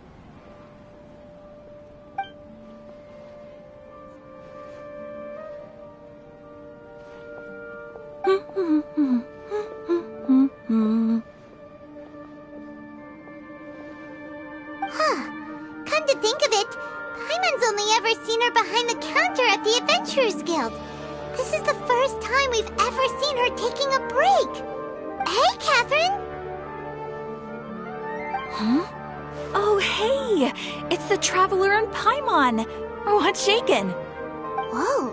Break time Catherine sure sounds a lot less formal than usual. Paimon was still waiting for her to say Ad Astra Abyssosque. Sure. Standing behind the counter at the Adventurers Guild doesn't require any complicated functions. But saying and doing the same old things over and over again can get pretty monotonous. Like watching the same Fontaine movie day after day. But take you two, for example. You travel across Tevat to enrich your lives and gain new experiences. Well, we enjoy traveling across Tevat and all that, but we're mainly looking for clues about her brother. Yes, you should keep searching. Sometimes the answers we're looking for aren't necessarily at our intended destination. Instead, they're found along the way. Huh. Haven't we heard someone say something pretty similar recently? Anyways, what brings you out here, Catherine?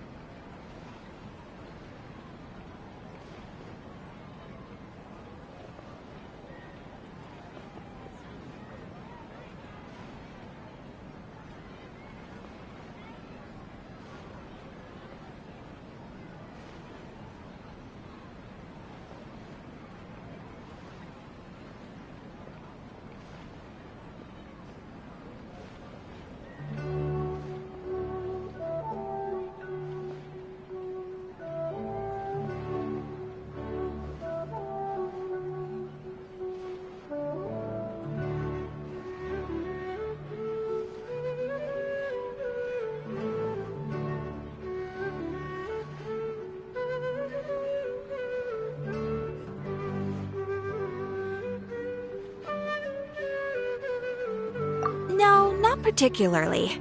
I guess you could say that I'm loving the recent atmosphere here. If festivals bring happiness to everyone, then that's where their true value lies. Oh, it looks like it's about time for me to be heading back now. Alright, we'll see you next time at the Adventurers Guild. Oh, by the way, thanks for connecting us with the Eremites. We've already made some great friends in Sumeru City thanks to you. I'm sure you two will get along well with the people here. You've already been blessed by the element of Dendro after all. See you around.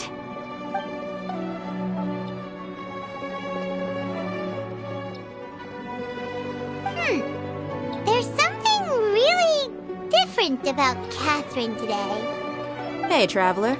Paimon. Oh, hey, Dia. What's going on? I've got something to tell ya. My lady knows you're looking for ways to meet Lesser Lord Kusanali, and she's been trying to come up with a way to help you. Well, I have an idea that might help. Are you serious? We'd love that! It might not necessarily pan out, so don't get your hopes up too much. I'll need to take you two somewhere and ask someone some questions.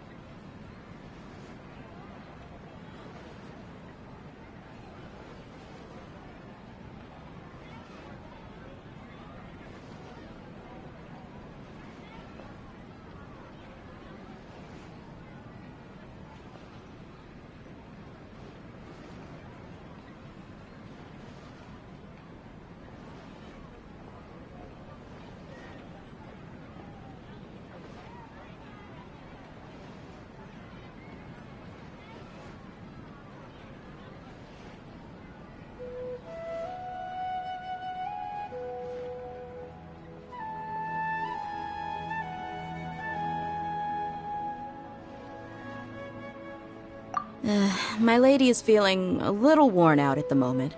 Nilu's found a place for her to rest. After I take my lady home, let's meet in front of the Citadel of Regzar. Sounds like a plan! Let's head over to the Citadel of Regzar and wait for Dia!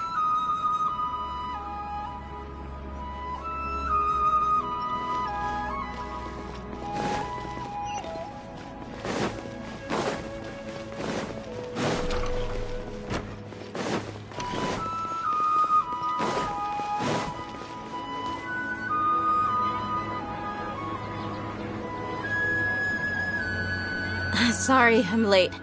It took some convincing for the master and mistress to believe that Miss Dunyarzad was only sitting in the port for a while because she was in a bad mood. Anyway, I guess I should be thanking you. I haven't seen Miss Dunyarzad that happy in a long time. If it wasn't for you two, she probably would have been caught and dragged back much earlier. You sure sound a whole lot nicer than when we first met, Dia. Who would have thought you had such a soft spot for Dunyarzad? It's called being a professional. I'm a bodyguard, and I work for whoever's paying. Look, Dia's blushing. Listen, you two. I don't expect to be working for Miss Dunyarzad very long, but I hope to finish things on a positive note if possible. Let's cut the chit-chat and head into the Citadel. We'll see if the person I know has a way for you two to meet with the Lesser Lord.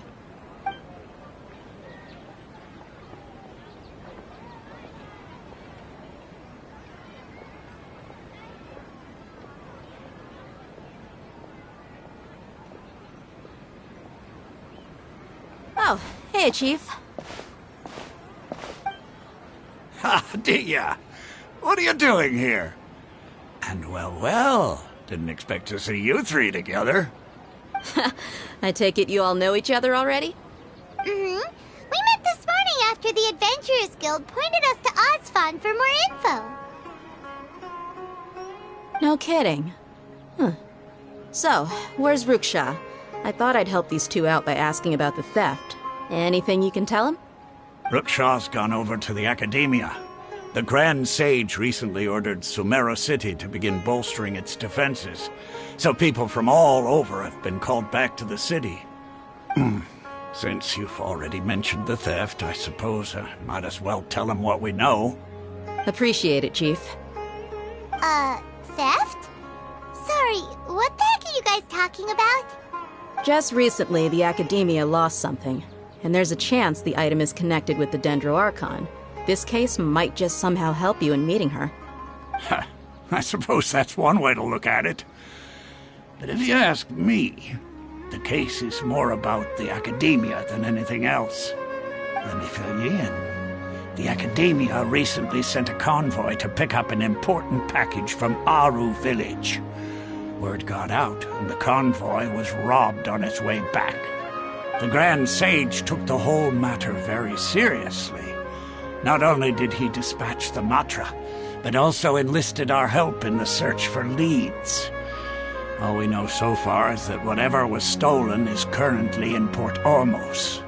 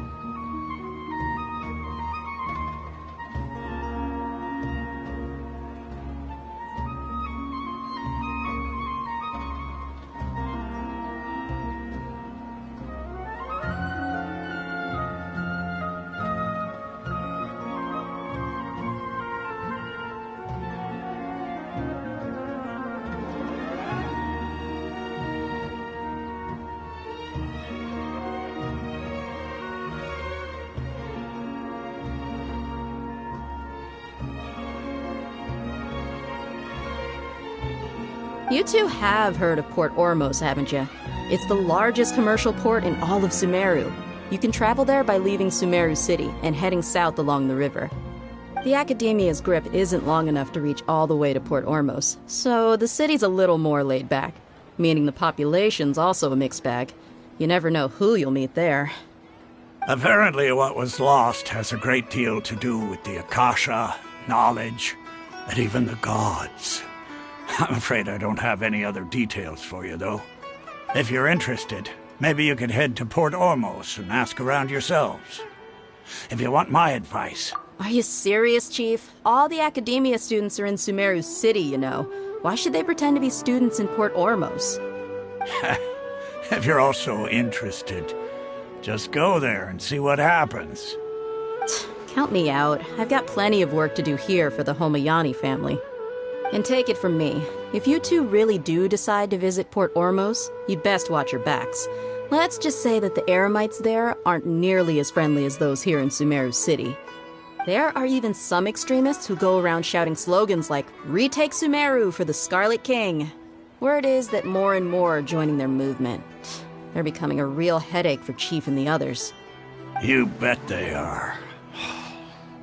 The Scarlet King's been dead for thousands of years. Now they start spreading rumors of his return. Ridiculous. Not everyone's like you, Chief. Even the desert natives who abandoned their homes in the wilderness still wish to have a god of their own. Well, Traveler, that's about all the information we have for you. Thanks, Dia, and you too, Osfond. Since we've gathered all we could for the moment in Sumeru City, let's head to Port Ormos and see what we can find next. Miss Dunyarzad is looking forward to seeing you both at the Sub-Zerus Festival, so be sure to get yourselves back here in time for that. Good. Then we'll see you both at the Sub-Zerus Festival.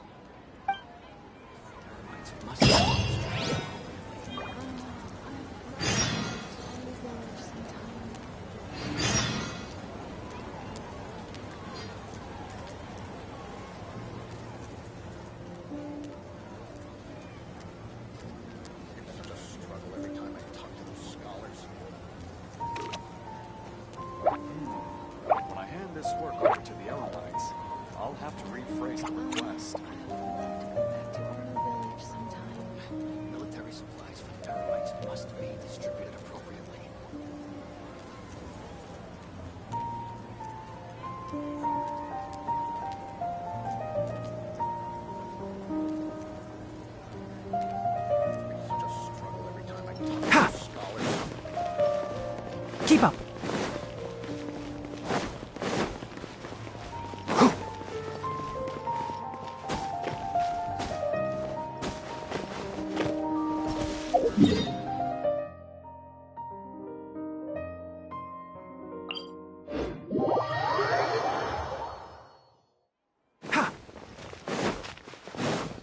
Keep up. Ha!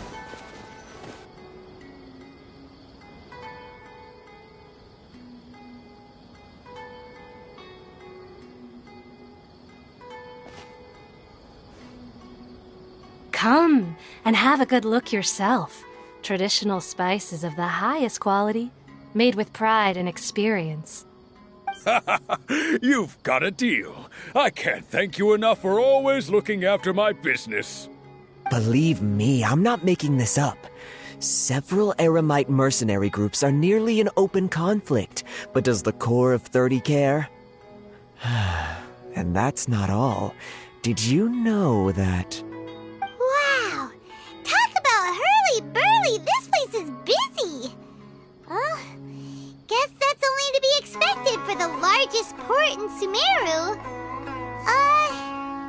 Maybe it's because of what Dia told us earlier, but Paimon can't seem to shake the feeling that there's also danger lurking in these crowds. Ooh. Let's get our bearings so we can start looking for leads. We know that whatever the Academia lost is related to the gods. But other than that, we don't have much else to go on.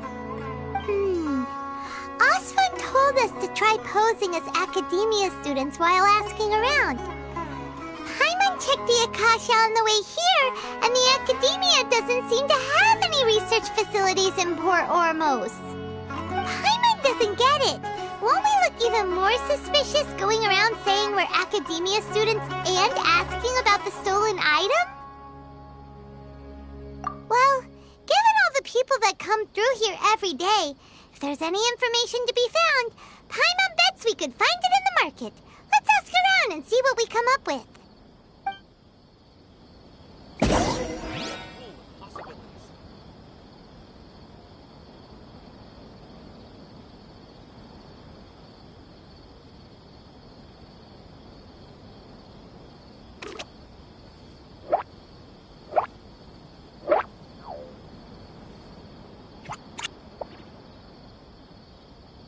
Out of all my commissions, I enjoy making jewelry for newlyweds the most. But smooth talk all day.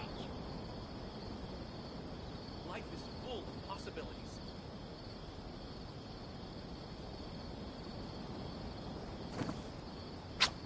Huh? Huh?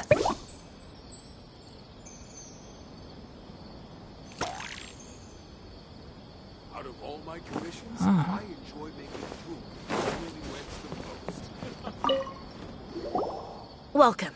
Welcome. How can I help you two? Hi there. We would like to ask you a question. Do students from the Academia ever come to Port Ormos? Of course. Especially around this time of year. Students from Sumeru City that are about to graduate often come to Port Ormos to cut loose a little.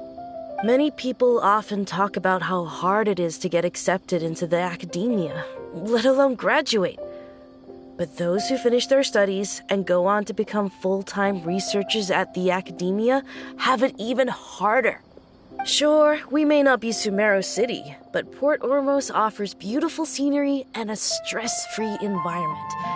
Some even say it's good luck to come to Port Ormos, so students and researchers come flocking here when things get to be too much at the Academia.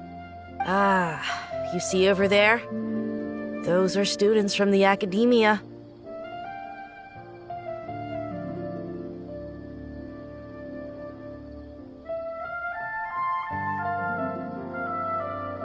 They've been looking worried and miserable ever since they got here a few days ago. If you ask me, the life of a merchant is better.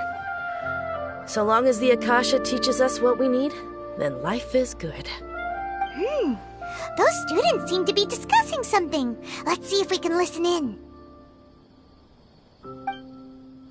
Does nothing but smooth talk all day.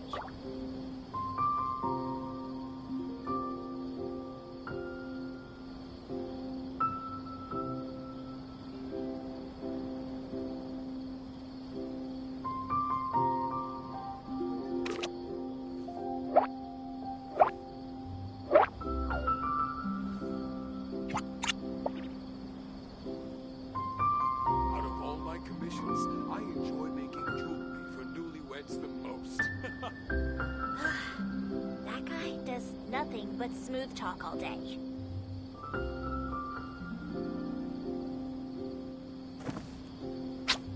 Huh? Huh?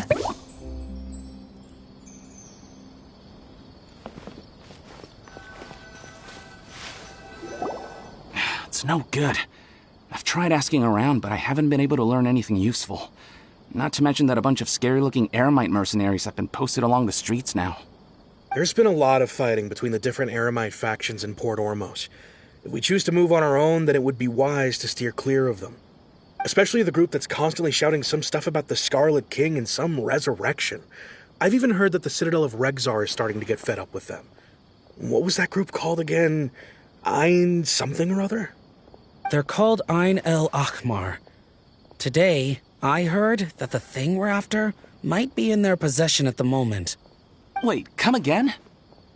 Don't you see? Many of the Eremites in Port Ormos deal with trading this kind of thing.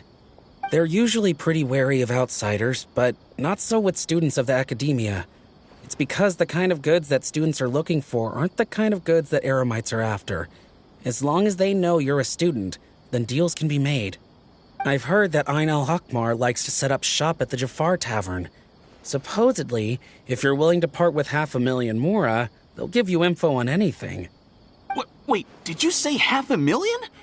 If information alone costs that much, then how could we ever afford to buy what we're looking for? I guess we might as well give up on trying to graduate this way. I wouldn't worry too much. Our field of research is very niche. Who else could possibly be after that kind of shady knowledge? I bet it's practically worthless to anyone aside from us. Oh, I guess that makes sense. Then the only thing left for us now is to find a way in. Why don't we all just pool our money together and pay for the information?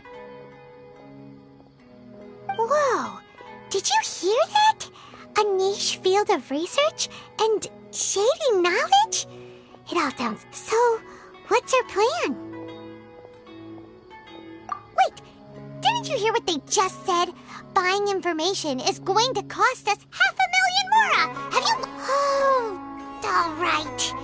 Paimon never thought she'd agree to parting with that kind of mora. But if you know what you're doing, then we should give it a shot.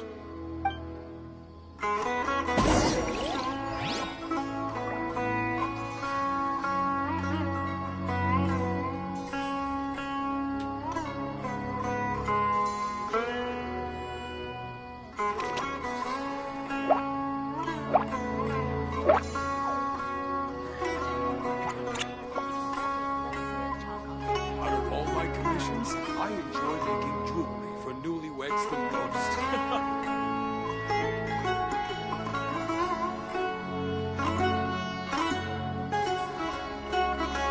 The value of knowledge cannot simply be quantified in monetary terms.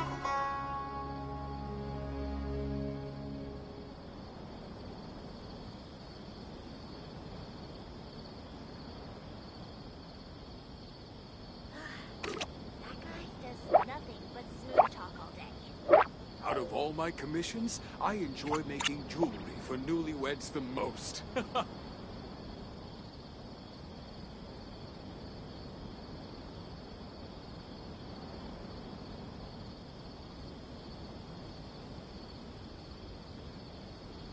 Don't be afraid to make mistakes.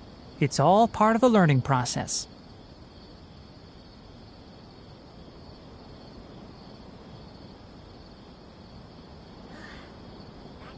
Out of all my commissions, I enjoy making jewelry for newlyweds the most.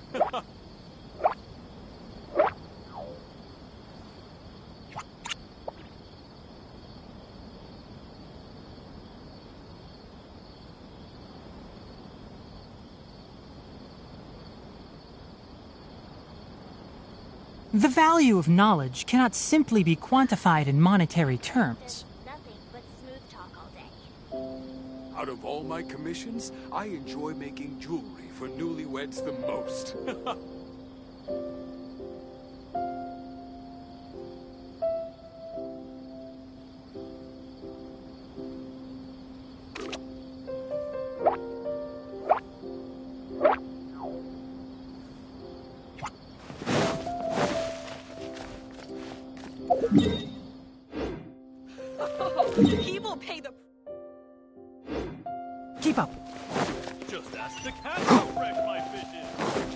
Keep up. Ha!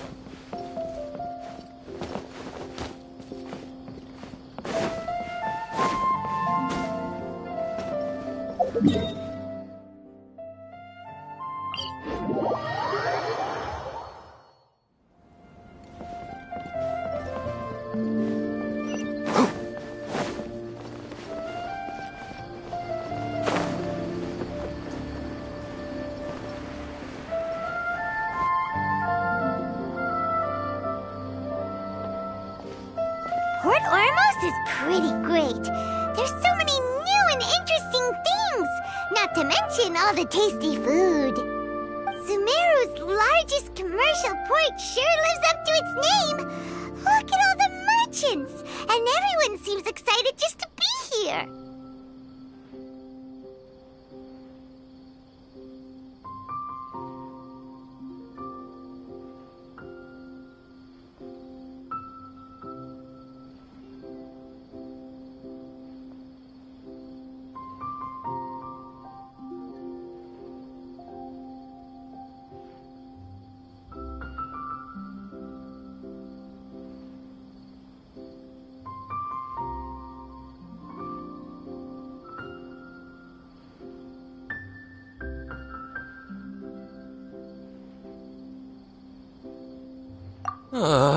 How did things end up like this?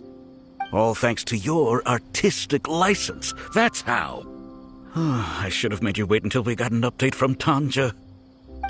But when I finished the prototype Aranara yesterday, you agreed that the kids would like it. That's why we tried bringing it out for a test run today. Well, I never thought they'd dislike it so much.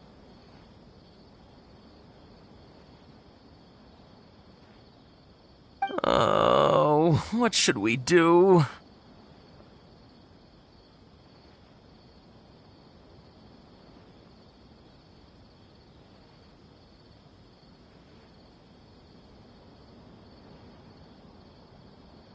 Whoa. Yeah. Compared to everyone else, they seem really down in the dumps. Let's go find out what's going on. Hey there! Paimon's name is Paimon, and she's a traveler who was just passing by. Is there something bothering you? Oh, I noticed you two a moment ago. Welcome to Akara Crafts, the best toy store in Port Ormos. At least for now. What's bothering us is this prototype Aranara. To start with, could I get your opinion on it?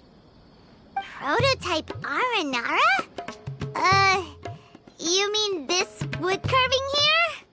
Oh, no. The prototype Aranara is something that brings joy and laughter to children. At least in theory. Not the first negative feedback we've had. So, what exactly is a prototype Aranara? So for context, Aranara are magical creatures in Sumeru fairy tales that live in the forest. For the store's 20th anniversary, we plan to release a series of hand-carved toys based on the Aranara stories that kids know and love. This is a prototype we made to get an idea of how they would react. But when we put it out there, the reaction was not quite what we'd anticipated. They thought it looked like a mushroom too, huh? No, worse than that, actually. I can't quite describe it, though. And I'm also not very good with kids. Maybe you could ask them for yourselves.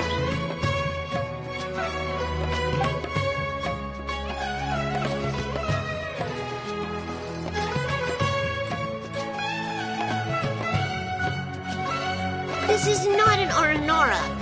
No way. I've read Uncle Tanja's Aranara and the ill little fungus. It says that Aranara are supposed to be chubby and squishy. The carving looks nothing like that. Toys do look better when they're round and chubby.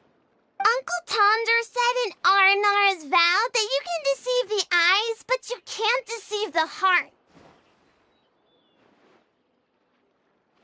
This carving makes me into it at all. It's nothing like an Aranara. Ooh, didn't put his heart into it, huh? Oh, sounds like one of those things that's easier said than understood. Kassid and Alia didn't like this carving, but I think it's okay. It doesn't look too happy, so it's kind of pitiful in a cute way. Oh, a positive review! Yeah, so I would totally ask my dad to get it for me, if it wasn't meant to be an Aranara. Oh, well, that took a sudden turn for the worse. We asked the children for their opinions. Oh, how did it go? Has it maybe, grown on them at all?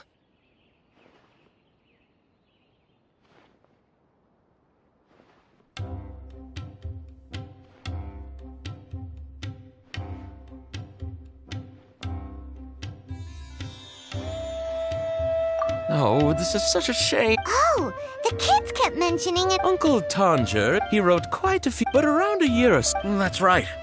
My little Ghaffari loves his stories too. The whole... We asked Tanja for... We were running out of time, as you can see. Oh, we have to... Hey, since you're the famous traveler, could you do us a favor and look for... he doesn't have to come in person if he's too busy. Please, if only to... They seem pretty desperate. Yep, look.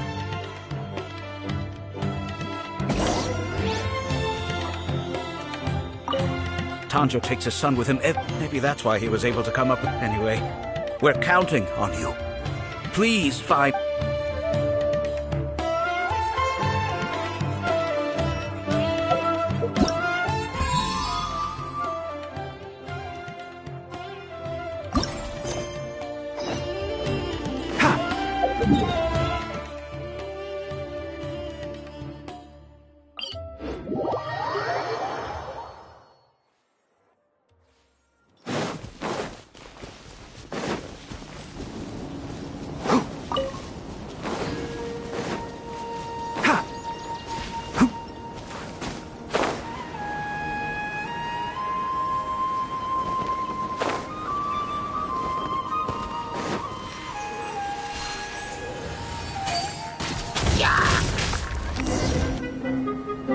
So Tanger's supposed to be here in Gandharvaville looking for inspiration.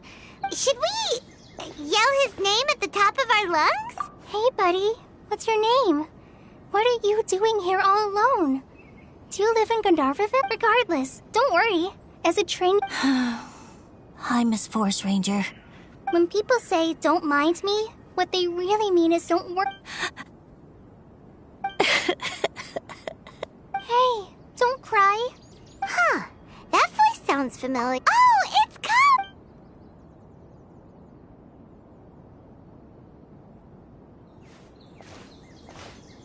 Hi, Kale. Paimon and Traveler. We're here on an errand. We heard you seem kinda busy. I'll be fine. What a well-mannered child. Sand?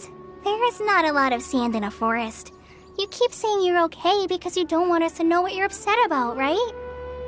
Maybe. That's exactly why you have to get it off your... Here's a trick. If you're keeping it... A tree hollow? Yeah, a tree hollow. Do you know Tanja's stories? The art... Maybe they're really... You like the art? Of course. I love them. Oh, people who like Aranara are the best. Okay, I'll try telling my secret to a tree hollow. Thanks, Miss Force Ranger. Aw, you're just exaggerating. Anyway, I'm trying to be... So, how are you doing? Sure. Wow, Kale's so good with kids. Well, helping children who are lost in the rainforest is all part of a forest ranger's duty. So, what was it you wanted help with? You're not... Okay, so you're looking for a children's author from Port Olmos called Tanja. And he's here in Gandharvaville. I'm looking for an... wait. When you say Tanja, do you mean the Tanja? That's right, Uncle So he's in the area? Looking for this is amazing. I've always been... Tanja's just a normal... Even so, he must be more creative than most people. Wait, hold on. Razi, do you mean you've met Tanja before? Mm-hmm. Your dad? Tanja's your dad? As in you're Tanja's son? Uh-huh. Ah! Paimon sees. That guy... Why are you here on your own? We had an argument. Oh, in that case... No, I'm good. Thanks, come with me. Yay! Thanks, Razi! Oh my gosh. I can't believe... Oh.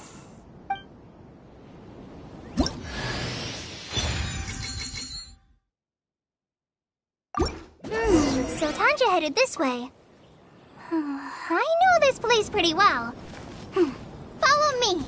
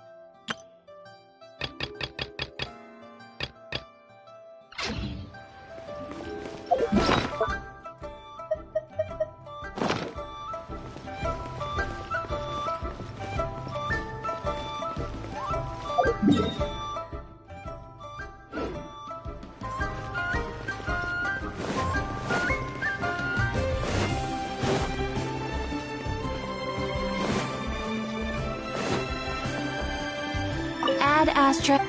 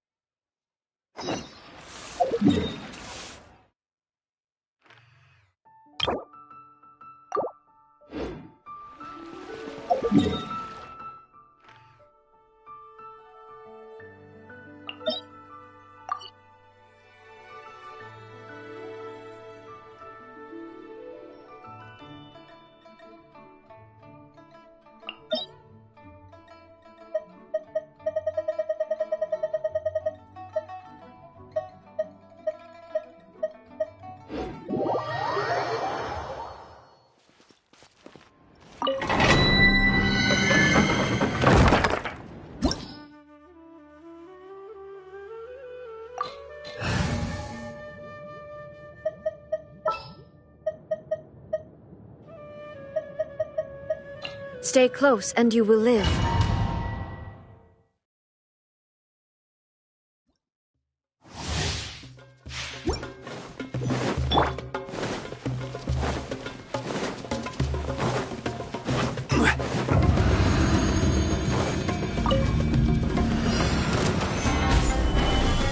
There is no escape! Can't see? Let's nip that in the bud.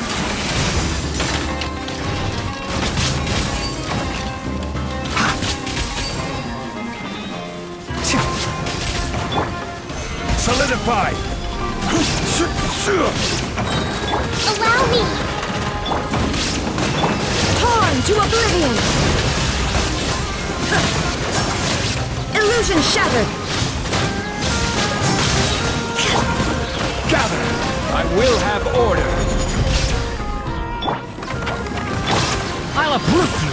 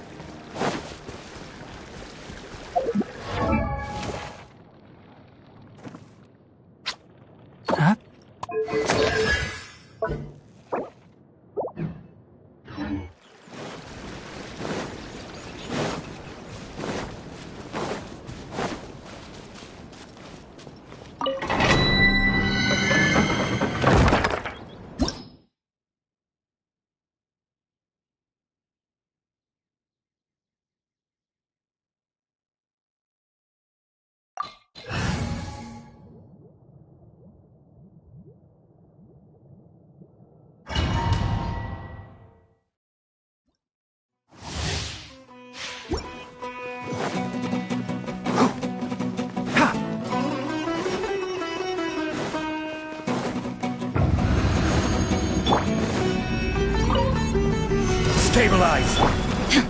There is no escape!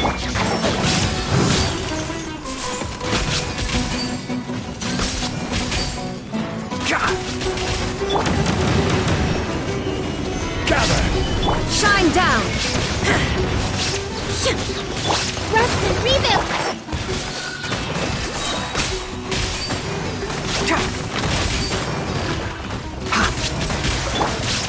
Solidify! I hear everything! One with the forest!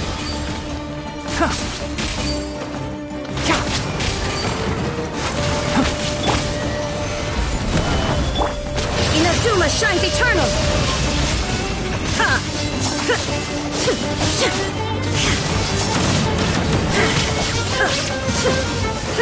I'll uproot you!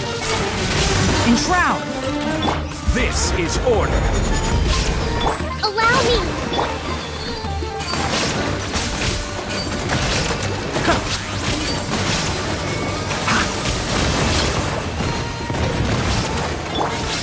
Stabilize! One with the forest! Illusion shattered! Let's nip that in the bud!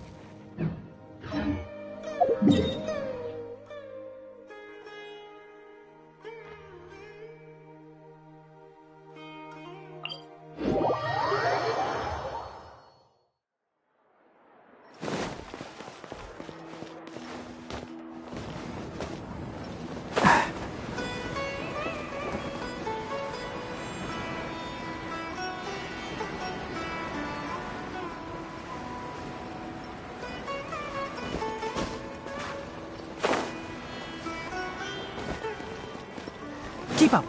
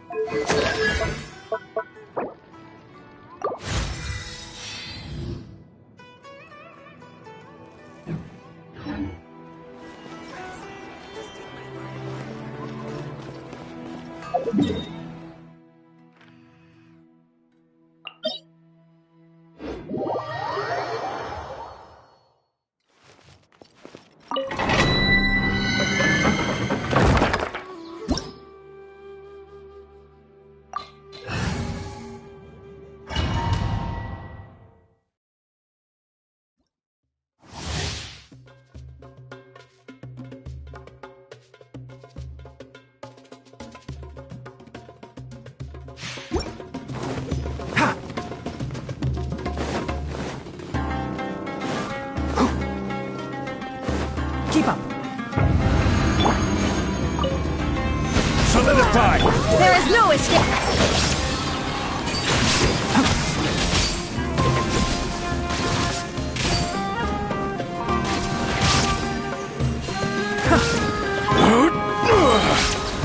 Gather! Order guide you!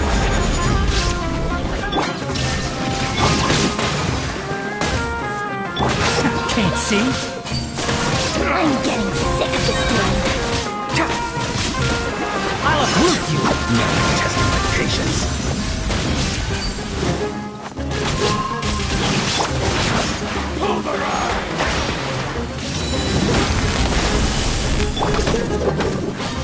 Now you shall perish!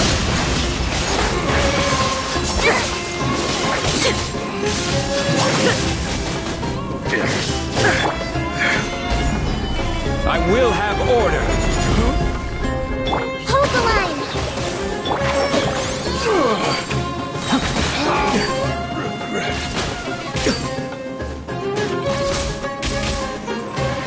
I hear everything! We'll meet again.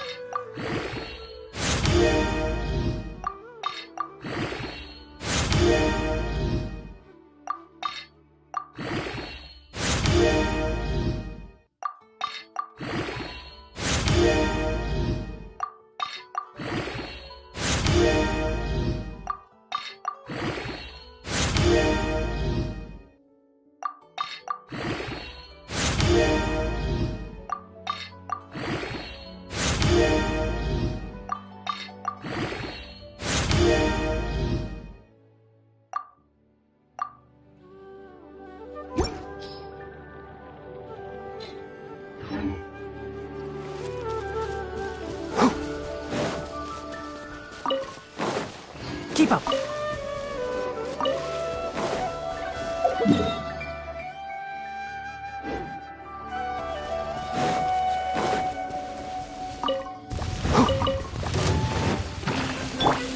Stabilize! Ha! Cha! Ha! Cha! Cha! Covenant of the Deep! A brash maneuver! One with the forest.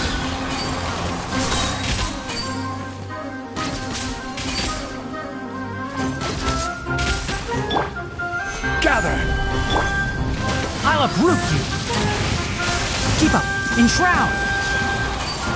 God!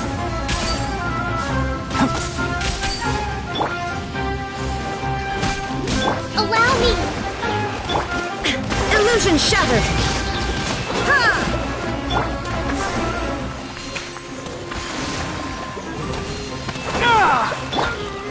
Stabilize!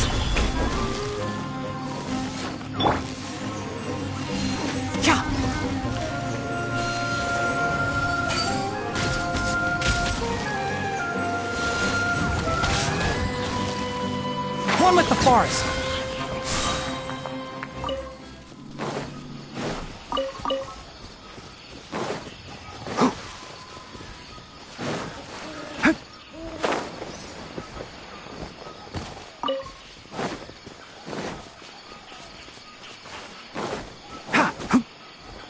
Rosie!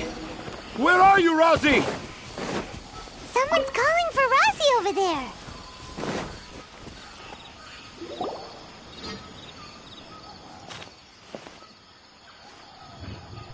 Oh, Rosie! Were you in danger? Did the wild... I'm okay. Thank you. Thank you all. I dare say that even the most cold-hearted Spino crocodile would be moved to tears by your kindness. Oh, it's nothing. It's all part of my response. Really? I didn't know anyone read my stories apart from young children. Okay, then. I have the inspiration for my next story. It shall be about an Aranara granny who's a child at heart. Huh?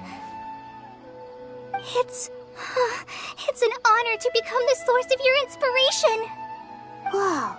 Kale looks like she's about to pass out. Hey Kale, are you okay? I'm okay. Sorry. I just got a little too excited. Are you two story lovers as well? Yes. The moment I saw you, the image of an aura giant and an aura finch traveling together popped into my mind. Oh? Who asked for my help? My sincerest apologies, but I have fans all over Sumeru. Trying to remember every last one is like trying to identify each grain of sand in the desert. Seems like Tanja has a slightly exaggerated view of what it means to be a children's author. Also, Paimon's not a finch. That's nothing to get excited about.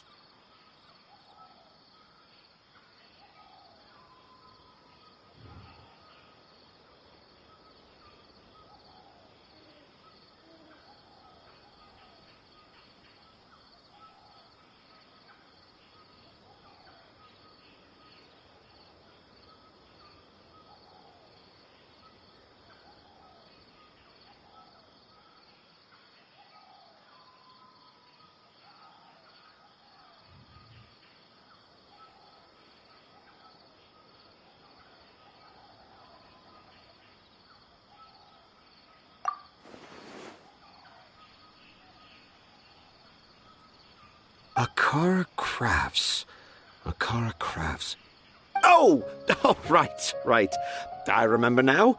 That small boat once sailed into the sea of my memory, but before long it floated away over the horizon, never to be seen again. Perhaps for the best. After all, a wild tempest was a raging in Tangier Harbor. What? has no idea what he's saying.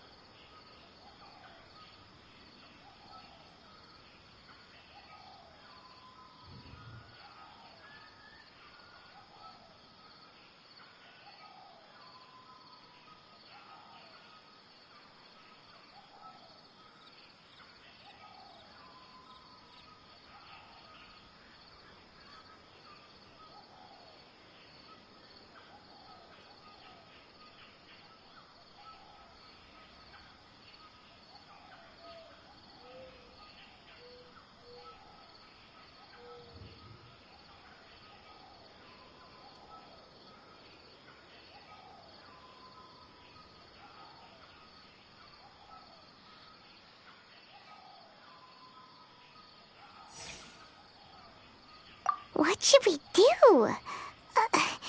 Do you think we should get Tainari to take a look at him?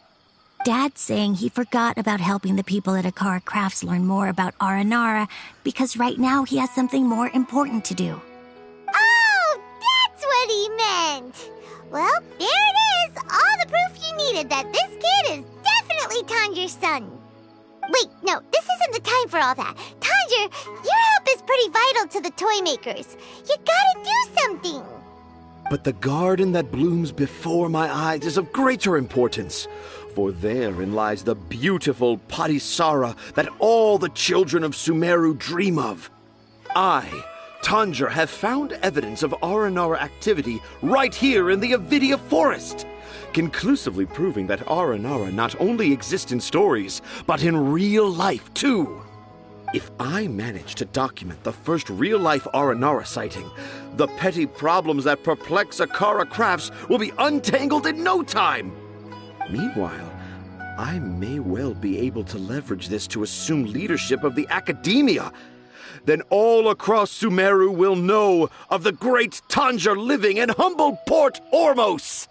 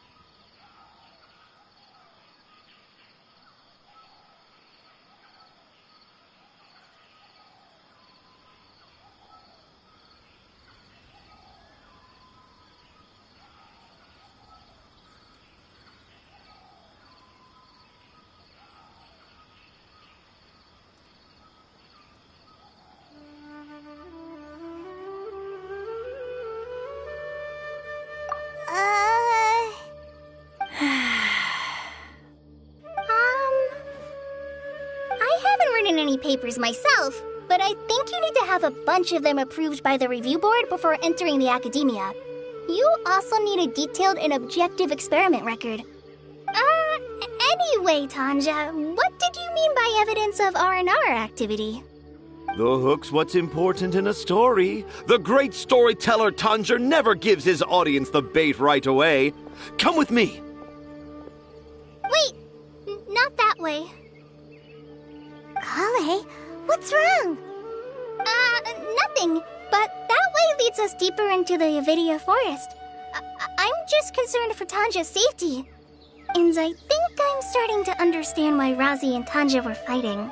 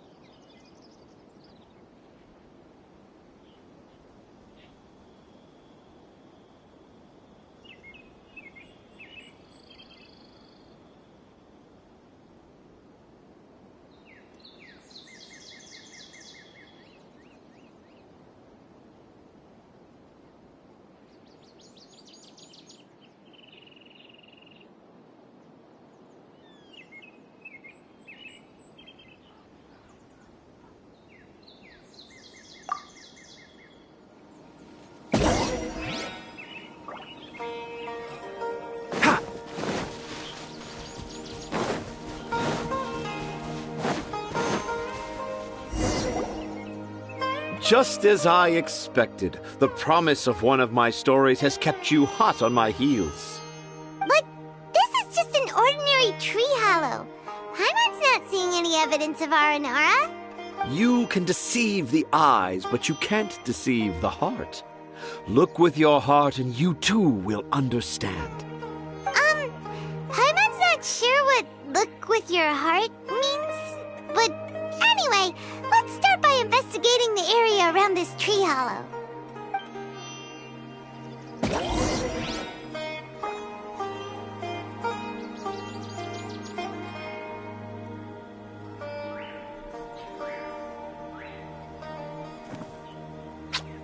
Huh?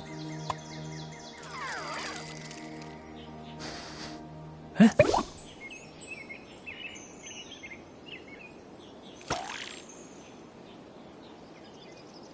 Ah.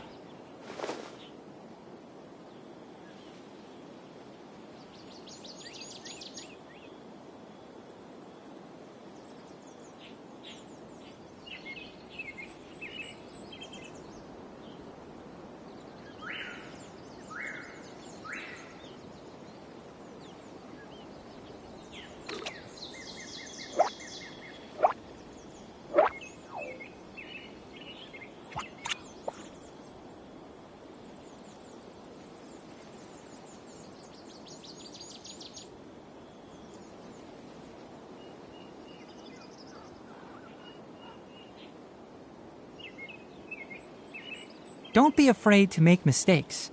It's all part of the learning process.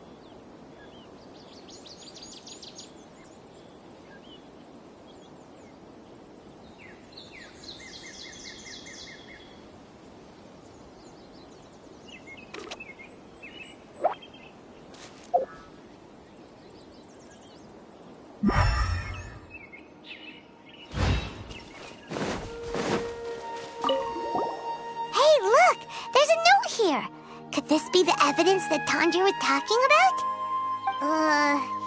The handwriting's so hard to read. It's too hard. I can't remember the names of all these mushrooms. Do Aranara need to learn about mushroom classification?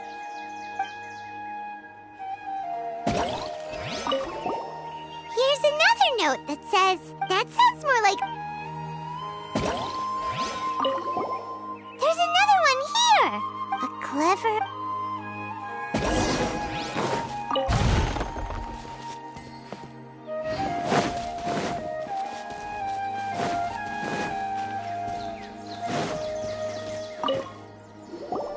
How does it feel to bear witness to a groundbreaking discovery? Exciting, isn't it? The crude handwriting may look like a child's, but don't forget, we're in the middle of a rainforest. I doubt that a child would be... I boat an Aranara. Oh. How's that? Nope. Well, many an adventurer knows how to take to the skies with their easily visible wind gliders.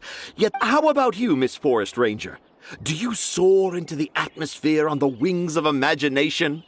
Huh? Me? Yeah, I'm fine. It's just that witnessing Tanja's creative process is a little... Overwhelming. Oh, yes. For now, I've decided to stay here. Don't worry. I won't let the Akara... He seems pretty... No. I think we should return to Tanja. And Aranara... Oh? In that case, let's go back to camp and call it a day. We'll continue our search for evidence first thing in the morning.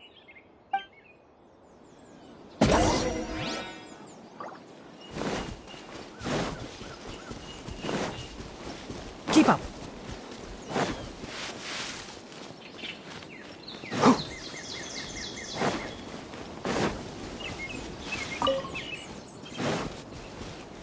Keep up.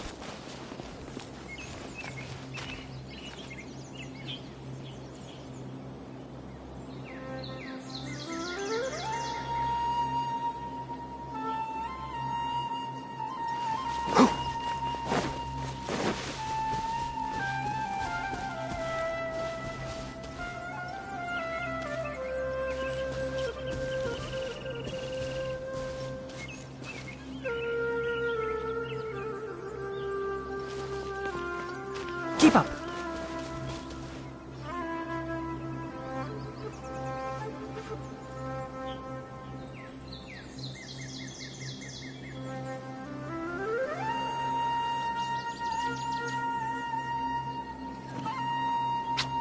Huh? Huh?